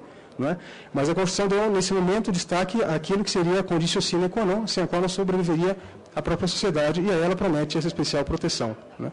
Esse seria o quadro. Academicamente, também, o que se nota no Brasil que vem se dando, e a gente pode dar um salto, quando tem para o slide seguinte, já estamos aqui. O que acontece? Se fala muito que, atualmente, a gente é comum ouvir que a afetividade é um elemento essencial da família. Não é isso que está na base da Constituição Federal. E, de certa forma, também não é meu próprio direito. Por quê? O direito trabalha com elementos subjetivos e elementos exteriores, o afeto é uma dimensão interna. Então, seria inadequado que o direito tomasse por base de elemento substancial para tutelar uma relação jurídica a afetividade. E por quê? Porque exatamente não há a afetividade, ela varia. A própria palavra afeto diz que eu sofro afeto, eu sou passivo. O que o direito de família leva em consideração? Principalmente o comportamento, a declaração de compromisso e o fato eventual, o fato do nascimento. Se a gente notar, esses três elementos estão presentes aqui. No casamento, a declaração negocial de vontade, de compromisso, e o juiz de paz pergunta, no ato do casamento, você declara que o faz de livre e simultânea vontade? Tem ciência dos compromissos que se assumem? Portanto, uma declaração. A união estável é um fato acontecido que está externado num comportamento objetivo a ser reconhecido. E no caso da filiação, o fato da geração em si, ou da adoção, o que seja. Então, o direito ele trabalha com fatos externos e não com fatos internos. E o afeto, por ser uma dimensão, no caso, passiva, a gente não tem nós não temos capacidade de escolher, digamos assim, o nosso gosto, digamos assim. Eu posso planejar, desenvolver um, mas eu não consigo falar, goste a partir de agora de abobrinha, passe a gostar de imediato de macarrão, passe a gostar agora de jiló. Você não pode dar um comando a si próprio para gostar. Eu posso até comer, poder liberação pessoal, mas não posso gostar a partir daí. O afeto tem essa natureza. Eu não posso imperar sobre o afeto. Tem um afeto. Então, o direito não poderia, nesse caso, equiparar o afeto à declaração negocial de comprometimento, que vai gerar vínculo e vai gerar responsabilidades gravosas que vão perdurar mesmo quando aquele vínculo se rompe. A sombra da solidariedade do casamento permanece. O ex-cônjuge pode, se ter necessidade, pleitear perante o outro uma pensão de auxílio. E para sempre será assim. No caso também do divórcio, o vínculo permanece na sombra em razão dos vínculos com a afinidade, o sogro e a sogra. Há um impedimento matrimonial permanente que não se apaga. Então a gente percebe que a solidariedade criada aqui permanece a despeito de tudo. Então fala-se muito da afetividade, e não é adequado, no acadêmico científico fala que a afetividade que é núcleo da família, porque não é, há um dever de solidariedade que é criado aqui. Né? Então nada impediria que eventualmente se pensasse no estatuto, num novo diploma, que viesse a contemplar outras relações solidárias que pleiteassem uma proteção também diferenciada. Né? Isso seria um capítulo a se abrir, né, a quem queira defender outras situações. Né? Eu até pensava, né, relações românticas de pessoas do mesmo sexo, relações entre amigos, relações entre parentes. Então, por exemplo, a relação que há, no caso, dois amigos que não têm relação romântica entre si, mas de fato convivem há muito tempo, um dá suporte ao outro. Poderiam pleitear que o Estado reconhecesse a eles um tipo de dependência, para efeitos previdenciários, etc., etc. Não estaria, portanto, o Estado focando a relação sexual entre eles, mas exatamente a solidariedade que há entre eles. Né? Então, a solidariedade que é o foco da família, que seria o foco também aqui. Né? Ou pensamos no caso, uma situação concreta, dois irmãos que também entre si não têm um vínculo, como tem no casamento, obviamente, mas que gostaria de ter o outro como seu beneficiário, de alguma forma. Então, a relação solidária, consolidada, comprovada, poderia pleitear essa tutela também. Então, a solidariedade que seria o vínculo, que seria o elemento, melhor dizendo, manifestado externamente no comportamento, a dar supedâneo para um pedido de uma tutela diferenciada, especial. Não é exatamente a questão da relação sexual, que seria isso. É porque não estaria, então, discriminando todas as relações, digamos assim, de solidariedade que não têm a dimensão sexual em si. Né? E no caso, veja, a filiação e a paternidade não tem dimensão sexual. É a solidariedade imposta pela geração ou pela associação que houve pela adoção do filho com a sua mãe e com o seu pai. Né? Esse seria o caso. Então, nesse contexto, né, ou então relações entre parentes, né, por afinidade, a gente falava também, famílias recompostas. Já se fala hoje, família recomposta. Então, uma pessoa que casa-se novamente, a sua esposa tem filhos do primeiro casamento, aquele outro tem filhos do seu anterior casamento também, entre aqueles meio-irmãos, digamos assim, a tal solidariedade que eles querem também criar um vínculo entre si. Então, seria um diploma diferenciado para dar uma tutela para essa categoria de relacionamento humano, que gera uma solidariedade que eventualmente mereceria um suporte aí, além da simples tutela geral que já há no Brasil. Né? No caso 226, voltando, trata de uma especial proteção para aquilo que é condição sine qua non da manutenção da sociedade civil, e é por essa razão que está essa especial proteção, portanto, ela é limitada, ela é restrita. Se eu ampliar demais, eu deixo de ser especial. E se eu ampliar demais, deixa de ser pela base, passa a ser a toda a sociedade, ou seja, desaparece exatamente o contexto diferenciador. Bom, e vai uma ideia também, uma sugestão, na academia a gente aprende também, a gente é instigado a refletir e a pensar, né, uma expressão como a gente falou, de fora da caixinha, né, fora dos binários às vezes. Muitas vezes as pessoas que lançam um discurso nos colocam como que anteparos que não permitem a gente enxergar além disso. Né? Então, aqui é o caso também. Né? O que eu vou tratar no caso? Os binários. Então, eu falo, ou você defende A ou você defende B. Ué, peraí, mas eu não posso defender A, B, C, D, O, E, F, G, H? Tem várias possibilidades. Então, dentro do âmbito da diversidade de relacionamentos, eu posso pensar a diversidade de institutos. Eu não preciso exatamente pegar um instituto concreto, digamos assim, desfazê-lo para atender um outro grupo de interesse. Né? Se há diversidade de situações, posso ter diversidade de institutos, diversidade de leis. Eu não preciso exatamente romper uma delas para poder atender interesses de outros. Essa ideia também. É importante também pensar outra coisa, né, quando a gente fala em matéria de lei. A diferença entre interesse e direito. todo direito carrega atrás de si um interesse, mas nem todo interesse se transforma em direito por si só. Nem todo desejo humano, portanto, se configura como direito. Agora, todo direito tem em si, sem dúvida, dar suporte a um desejo. Então, é importante diferenciar também isso. Desejos de certos tipos de categorias de proteção não podem gerar uma ficção de que há um direito efetivo àquela proteção daquela forma que se pleiteia. E a Constituição está exatamente para dizer quais são os direitos fundamentais, quais são os direitos que devem ser protegidos especialmente, em que contexto devem ser protegidos. Não é? Só para avançar um pouquinho mais a questão do afeto, vamos para o slide seguinte. Vamos falar um pouquinho.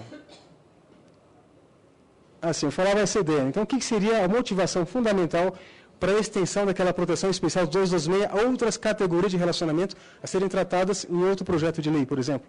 Esses laços voluntários, solidariedade, que poderiam ser criados e reconhecidos, eventualmente. Não é? Então, eu falo isso por quê? Porque me parece que, como já dizia o deputado Sóstenes, ao colocar aqui o que está na própria Constituição, esse projeto de lei já está dentro do seu próprio papel de projeto de lei, conforme a Constituição Federal. Não é? Outras situações podem ser aventadas em outros projetos de lei ou até de emenda constitucional, né? Seria o caso, né? Vamos para o último slide seguinte, só para fazer uma pequena comparação, a questão da afetividade, o que eu havia dito antes.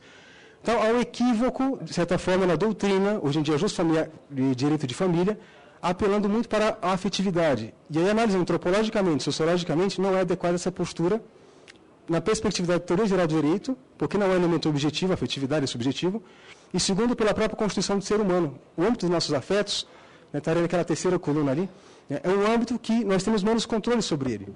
E o direito trabalha no âmbito do relacionamento mais sólido que há, que é o relacionamento familiar, exatamente com o elemento de objetividade mais profundo, né, mais sólido mesmo. Aí entra a questão, eu dizia, da filiação, e entra a questão de um compromisso que possa se ter, né, com a inteligência que a pessoa avalia e com a vontade de querer e comprometer-se. Então, nossos afetos são mais instáveis. Né? Então, eu posso ter, inclusive, um desafeto por uma pessoa que eu amava profundamente no passado, a quem eu gostava, e nem por isso perderei o dever de auxiliar essa pessoa familiarmente. Então, não seria o afeto. Então, ficou do ponto de vista romântico, do ponto de vista, digamos assim, de marketing, de certas ideias, de interesses, a palavra afeto ganhou uma conotação que extrapola a dimensão correta que ela teria que ter na nossa vida. Não é que não exista afeto não seja importante, é que para o direito que trabalha na ordem da relação social objetiva, portanto, aquilo que se externaliza, o afeto não pode ser jamais tomado como elemento configurador e essencial para a definição de uma relação jurídica. Né? Na própria filiação ou na adoção, na socioafetividade, o que se procura ver? Se há um comportamento, né, digamos, daquele pretenso pai, né, aquela criança quem ele criou, no Nordeste com uma conta ele pegou para criar, se há já um comportamento objetivo que delineia essa atitude de ter aquele como pai e ter aquele outro como filho.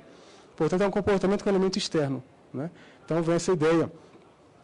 Bom, então, do ponto de vista acadêmico, o que eu percebo? Né? Que no nosso Brasil, a gente precisa, de fato, digamos assim, aproveitar a oportunidade de um projeto de lei e trazer essa bagagem da sociologia, da antropologia, do direito, um pouco mais amadurecida, porque no âmbito da discussão aqui política, é muito mais o clima de paixão se coloca, as brigas ideológicas, as brigas de posições, e acabam encobrindo aquele ganho que já houve, né, de avanço acadêmico e consolidado, não só no Brasil, mas fora daqui também.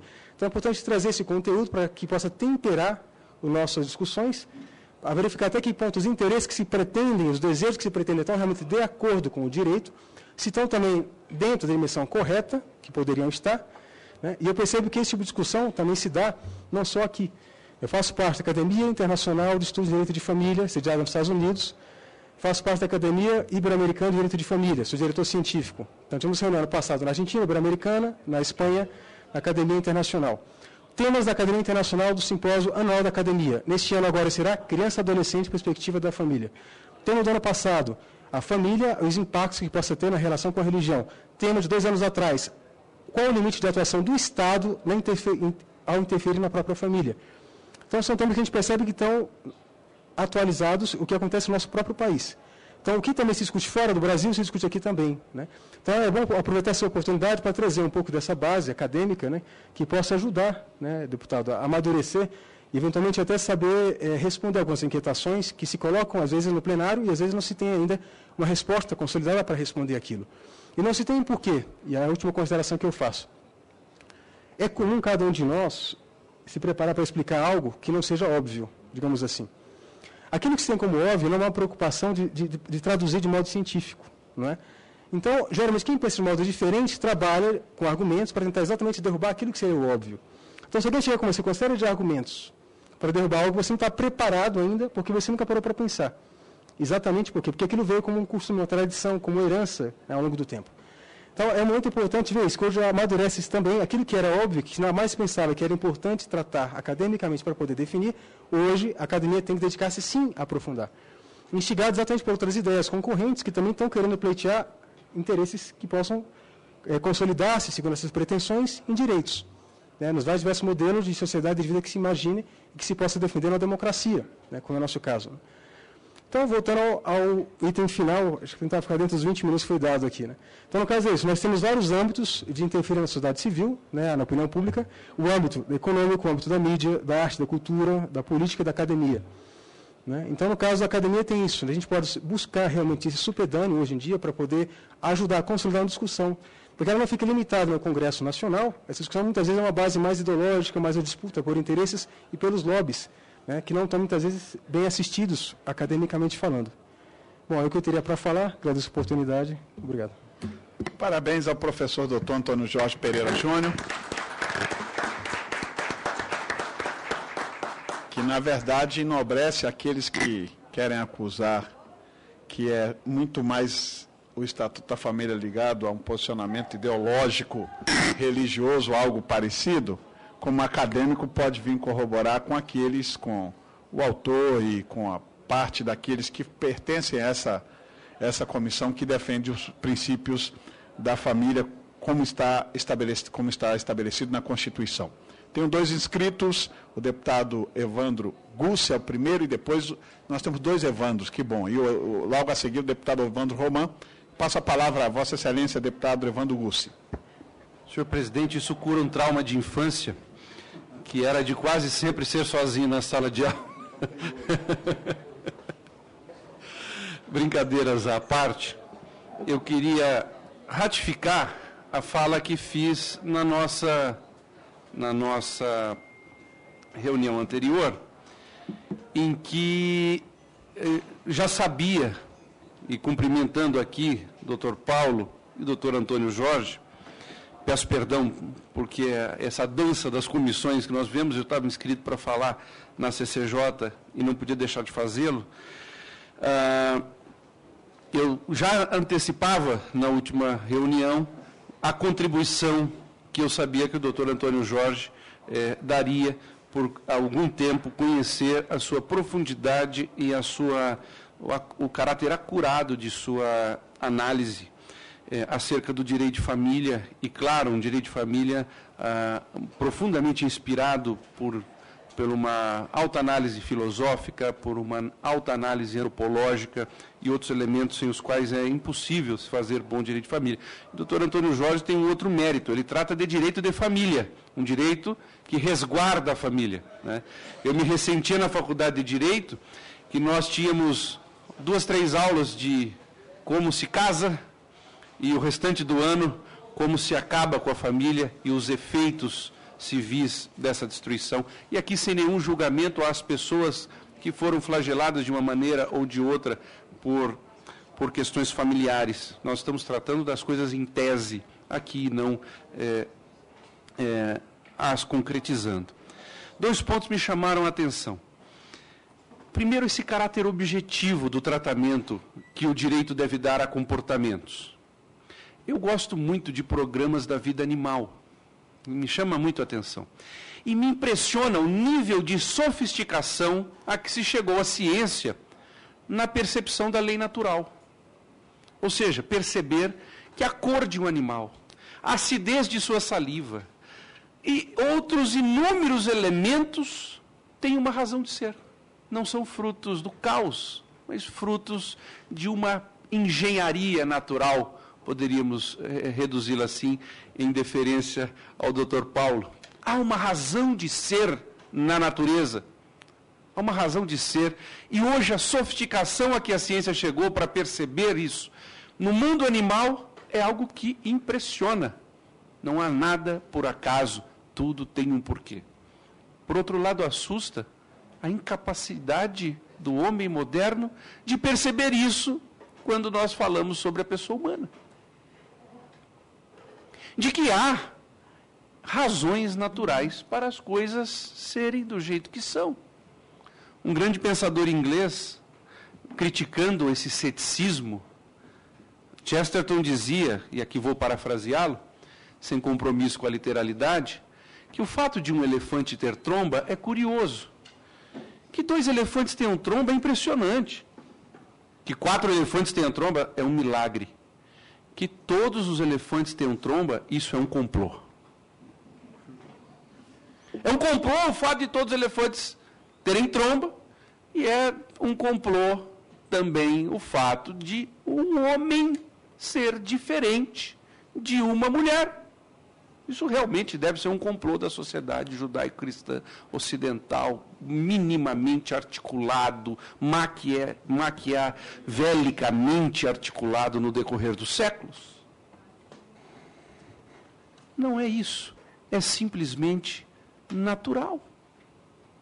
E o direito, objetivamente, o direito, observando de maneira objetiva comportamentos, de que o ser humano, além do aspecto reprodutivo, a distinção dos sexos no ser humano, além do aspecto biológico reprodutivo, também pressupõe uma educação para a liberdade, também pressupõe, também implica, é exigência de o ser livre, diferente daquele que é escravo dos instintos. Um ser livre depende para a sua formação integral de um pai e de uma mãe.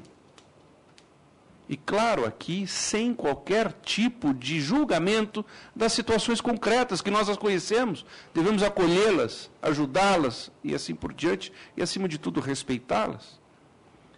Mas o direito, pensando nisso, quis proteger esses comportamentos naturais, dar a eles guarida, dar a eles melhor razão de ser.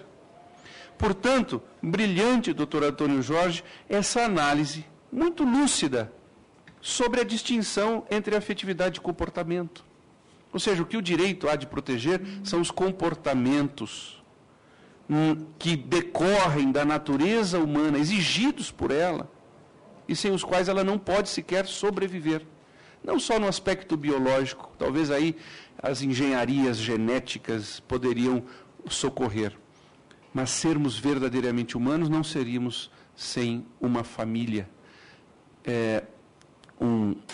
Uma figura que ultrapassa o aspecto religioso, São Francisco de Assis, mostrava, eu não vou citar a expressão porque nós estamos aqui publicamente, e isso depois pode ser mal interpretado, mas mostrava uma coisa importante: as crianças não são livres, ou pelo menos plenamente livres, ainda muito sensíveis à sua afetividade, ainda sem condições de dominar os seus instintos, poderíamos dizer assim. Elas dependem, para serem pessoas, no sentido último da palavra, de uma educação para lidar com a liberdade. E a natureza, uma vez num programa de televisão me perguntavam sobre esse aspecto e eu dizia: veja, quem distinguiu o homem da mulher não fui nem eu, nem o senhor presidente da comissão, nem o Papa e nem o conjunto dos pastores do mundo. Quem fez essa distinção foi a natureza. E o direito deve olhar a natureza, entendê-la, compreendê-la e dar a ela toda a proteção para que se desenvolva da melhor maneira possível. Contemplado pelo pouco que pude assistir e pelas notícias que foram chegando da fala de Vossa Senhoria também, parabenizo essa presidência, parabenizo, sobretudo, o requerimento do nosso relator, que de fato foi encontrar aquilo que de melhor existe na academia brasileira sobre esse tema. Obrigado, desculpe por ter excedido o tempo. Vossa Excelência só brilhanta com sua, não me cansarei de dizer, veia poética e excelente oratória que lhe é peculiar a esta comissão. Passo a palavra ao deputado Evandro Roman, porém antes quero registrar a presença de 2 ilustres colegas que, apesar de não fazerem parte dos quadros, a Conceição é a próxima oradora inscrita, dos quadros dessa comissão, mas que tem interesse já expressado a cada um de nós aqui nesta comissão, a presença do deputado do PMDB do Tocantins, meu amigo Gaguinho, que é muito bem-vindo a essa comissão, bem como meu conterrâneo carioca do PR, o meu querido deputado Floriano. Muito bem-vindos a essa comissão, estejam à vontade, isso aqui eu sei que é parte da luta diária de vocês e do mandato de vocês nessa casa também. Eu sei que a família é bandeira importante para vocês. Com a palavra o deputado Evandro Roman. Bom, queria parabenizá-lo pela explanação, e meu colega Evandro, eu também passava por essa, é um nome que não é muito comum mesmo, mas eu diria que é muito bom nós analisarmos assim, 2015, após a era cristã, nós discutirmos e avaliarmos como se fosse um tema muito atual, e a questão dos valores da família, discutirmos realmente a instituição mais antiga que se tem conhecimento, pelo menos dentro da minha visão, que é a família. E nós analisarmos desta forma. Na sua explanação, vários pontos me chamaram a atenção. Eu teria que me ausentar em breve, agora tenho um compromisso fora daqui 12h15, mas dizer que dentro da sua fala eu fiquei bastante prestando atenção, o que venho também da academia, venho de uma outra área que não é do direito, mas venho também da academia, e tendo o entendimento de que a família ela é 80% afeto, 80% ela é aquela ação, e o direito ele vem dar um contraponto nisso, ou talvez uma linha dentro das suas ações, das frias linhas escritas, né, pelo direito, trazer muitas vezes a razão, né, e nos reporta para a razão, nos reporta para o entendimento de que a emoção ela vai, o afeto vai até um ponto, e a partir dali nós temos que analisar.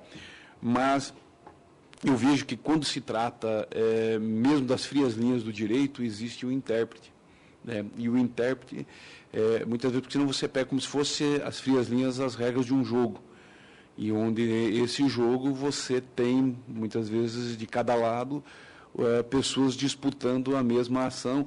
E quando envolve, principalmente em questões familiares, que vem a valer muito o lado, principalmente, de ouvir o maior interessado.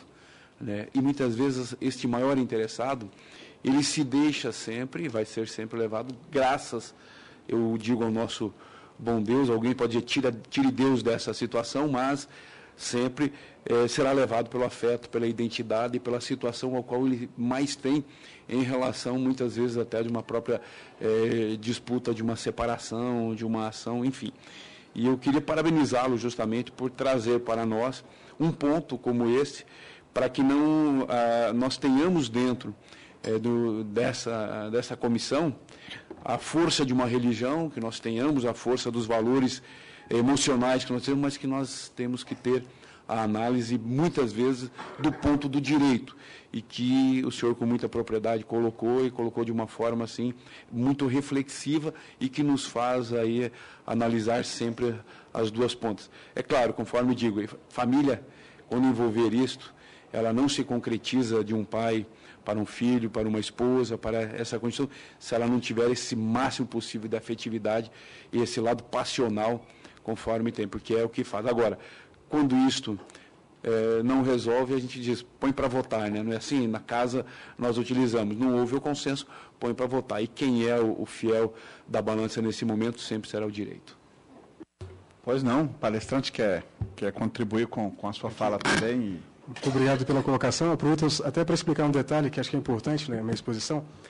Então, claro, o afeto, eu dizia, não é um elemento que vai ser avaliado de imediato pelo direito, mas, sem dúvida, se há, no caso, uma audiência, ouvir uma criança, ele vai entrar aí, mas como diagnóstico, nesse caso, exatamente do comportamento que foi tido com aquela criança e gerou esse afeto, né, de certa forma, facilitou essa percepção. Agora, ao mesmo tempo, também notar isso, que o dever virá de solidariedade, de cuidar da criança, independentemente do afeto. Aí a gente vai até entender o detalhe, que há pouco tempo o STJ teve que se pronunciar em matéria de responsabilidade, né, dando indenização por abandono afetivo. E encaminhou para o quê? Que não é afeto, não é um sentimento. Esse é das últimas decisões, né? Mas é um comportamento devido. Então, ainda que o pai eventualmente não goste da criança, e eu ponho gosto naquela minha exposição, era a terceira coluna, ele tem o dever, que estaria na segunda, pelo compromisso perante aquela criança de acompanhá-la, desempenhar na escola, etc. Né? Então, um dever de comportamento que se antepõe ao gostar ou não gostar, ao ter o afeto ou não ter o afeto. Né? É uma leitura mais fria do afeto. Sim, né? Aqui no caso eu penso de que o afeto, ao ver a própria palavra afeto, o próprio verbo afetar, eu sou afetado. A pessoa que é afetada, a pessoa ela não agiu, ela sofreu. Paixão é passo, eu sofro. Então o que acontece? Eu não posso deixar que a vida do outro dependa daquilo que eu sofro. Eu tenho o dever de cuidar daquela pessoa, independentemente se eu estou bem ou estou mal hoje. É meu filho. Se eu gosto dele, eu não gosto dele hoje. Né? Então tem situações em que até, inclusive, sabe, todos, né, em algum momento da nossa vida tivemos raiva dos nossos pais. A raiva é um sentimento, é um desafeto. Agora, o que tem que legitimar meu comportamento não é o afeto, é o dever de respeito ao meu pai. Eu posso, e há um dever ligado ao amor. Amor não está na terceira coluna do afeto. Aí que está o ponto, antropologicamente tem que ser revisto. O amor é da segunda coluna, ligado à vontade. Eu posso amar uma pessoa, ainda que eu não goste dela. Eu tenho o dever de me comportar perante ela, respeitando-a. Né? Então, ou seja, amar ao próximo eu posso até receber como imperativo. Agora, gostar do próximo, eu não posso ter como imperativo. O gosto eu não tenho um controle sobre ele. Essa é a ideia. Esclarecido, deputado Evandro. Nós vamos agora ao brilhantismo feminino. A deputada Conceição Sampaio, da Amazonas, vai ter a sua participação importante aqui nessa audiência pública. Com Vossa Excelência, a palavra. Presidente, deputado Sóstenes, nosso relator, deputado Diego, nossos convidados aqui presentes, doutor Paulo, doutor Antônio, os colegas parlamentares, e fico muito feliz em ver as mulheres do meu partido aqui presentes, como essa galeria também, porque o Partido Progressista, que tem esse movimento da mulher progressista, quando a gente vem para esse espaço de debate, a gente vem trazendo certamente as nossas convicções, aquilo que nós acreditamos e defendemos.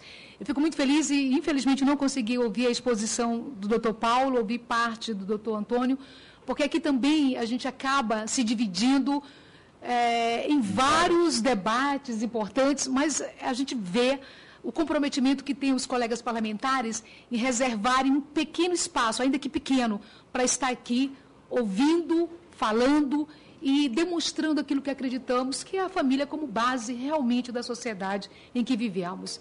É claro, doutor Antônio, que é preciso, para nós que estamos parlamentares, eu faço questão de dizer isso para que eu possa ouvir. Nós estamos parlamentares, então nós passamos por essa casa e, certamente, da sua maneira, cada um de nós quer deixar um legado, deixar uma pequena contribuição. Agora, como falar daquilo que nós acreditamos quando nós estamos nessa casa também representando, inclusive, pessoas que pensam diferentes a nós. Então, é preciso aprender a conviver com a diferença. Eu ouvi, em um determinado momento, lá atrás, o padre Fábio de Mello dizendo que quando nós não queremos ouvir pessoas que são diferentes daquilo que pensamos, é porque nós temos medo de ser contaminados. Então, se nós temos convicção daquilo que acreditamos, daquilo que cremos, é também bem provável que a gente contamine outras pessoas. Então, eu acho que isso faz a diferença. Eu fico muito feliz porque a gente também está tendo uma visão acadêmica, não é, de saber como vamos contrapor aquilo que nos é diferente. Mas também queremos ser respeitados, porque nós estamos parlamentares, ocupamos aqui um cargo eletivo, portanto, ele é passageiro, ele é temporário, representamos todos e todas, quem pensa igual e quem pensa diferente. Agora, é também importante lembrar que a democracia nos permite dizer aquilo que acreditamos. Eu, outro dia, fiz um comentário e assinei uma PEC, que foi denominada nessa casa PEC dos Apóstolos. Aqui, como é que nós vivemos aqui? Para que uma matéria possa ser tramitada, uma PEC, uma proposta de emenda constitucional, nós temos que colher pouco mais de 170 assinaturas. Então, numa questão de companheirismo, cada um vai assinando. Mas eu não me senti, em nenhum momento, prejudicada porque assinei a PEC dos apóstolos para que fosse tramitada. E o que te diz essa PEC desse colega? Era justamente que todo o poder emana de Deus. né? E a Constituição de 88 diz que todo poder emana do povo. Eu até disse, olha, eu entendo que o legislador de 88, quando coloca esse texto, está se referindo a uma democracia representativa indireta. Então, ali não se tratava de religião, ao meu ver, se tratava exclusivamente de um poder, que é o poder do voto, que vem da população. Mas só porque nós assinamos essa PEC, em muitos estados brasileiros nós fomos taxados. E eu fiz questão de ir à tribuna dizer aquilo que eu acredito e tenho convicção do que acredito. Um cristão não deixa a roupa de cristão do lado de fora quando entra na política. Eu entrei com essa roupa e permanecerei com essa roupa. Claro que aprendendo a ouvir o que é diferente, né, e respeitar as pessoas que pensam diferentes. Então, eu vejo que a gente passa por um momento de redefinição, né, daquilo que acreditamos. Falava agora o deputado Evandro, e dizia, a Constituição dos Estados Unidos tem mais de 200 anos, poucos artigos, e que não se fica mexendo toda hora na Constituição para mudar, principalmente aquilo que é estruturante, não é, num Estado, né, num país. E eu fico muito feliz, porque a gente também está ouvindo a academia dentro daquilo que diz o direito é hermenêutica, não é? É difícil quando a gente tem que interpretar esse direito. E acho que esse debate, deputado Sóstenes, eu fico muito feliz de poder participar desse espaço de discussão, porque nós não estamos tratando de qualquer coisa, não. Nós estamos tratando da base da sociedade que nós pertencemos. E vejo como é bacana quando a gente pensa diferente, ou pode convergir ou divergir, mas que a gente possa levar esse debate da forma que ele está indo. Então, eu fico muito feliz em estar dentro desta comissão, me sinto honrada, não só como cristã que sou, mas como uma representante do meu Estado, representante do Partido Progressista, e fico muito feliz, porque essa é uma discussão que nos interessa muito. Então, muito obrigada e é uma honra estar aqui.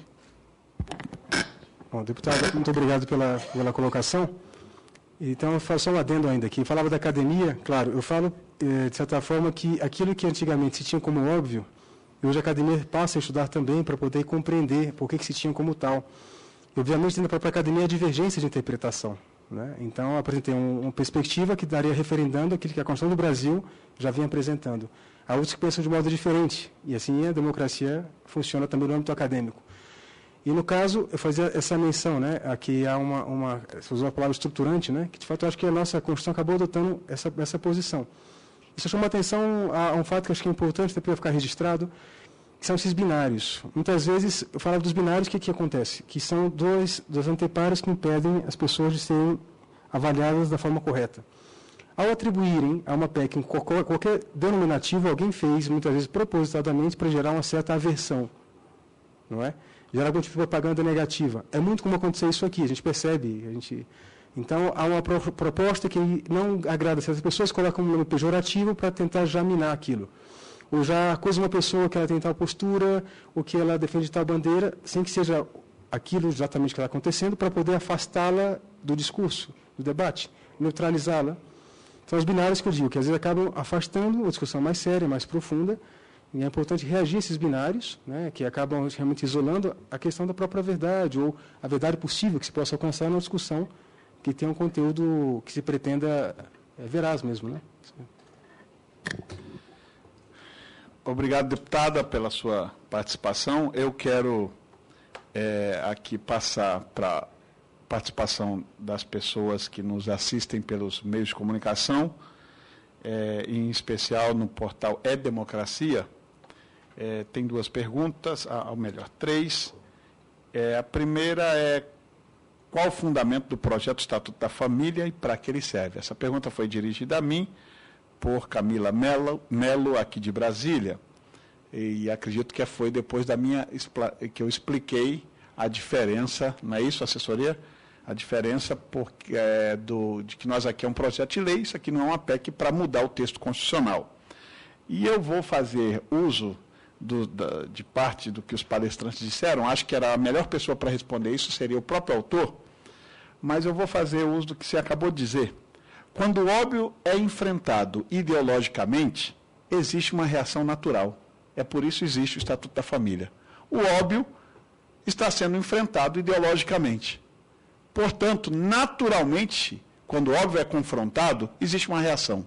A reação da sociedade normal e natural é fomentar políticas públicas de defesa da família. Defesa na família em políticas públicas na educação, na saúde e em tantas outras que nós estamos já discutindo esse assunto desde o ano passado, continuaremos discutindo esse assunto aqui no transcorrer deste ano, esperamos ainda este ano aprovar esse relatório, o Diego está trabalhando muito para isso, e entregarmos isso à casa para que possa ser votado e a posterior à sociedade. Essa é a minha resposta à pergunta de mim dirigida. A mesma Camila Mello, daqui de Brasília, pergunta ao professor Antônio Jorge. Para o Estado não é foco a relação sexual, e sim o laço afetivo. Então eu pergunto, qual a justificativa dos defensores do Estatuto da Família? Entendido? Sim. Claro? Ok. Tem o nome da pessoa que fez a pergunta ou não? É Camila Mello, de Brasília. Bom, Camila, então vamos lá. Camila, a impressão que eu tenho é exatamente essa. Eu dizia ao começo que, de certa forma, a gente percebe que, ao longo do tempo, que só há em qualquer civilização, né, digamos assim, como que dois contextos essencialmente necessários para a preservação e manutenção da própria sociedade, que é exatamente, no caso aqui, a própria perpetuação dela pela geração. Qual que é o sistema que naturalmente que é autopoético? É a união de um homem e de uma mulher. Então, nesse contexto, veja, o foco não é a relação sexual em si, mas é que dessa união é que vem, de fato, é a procriação mais do que a relação sexual.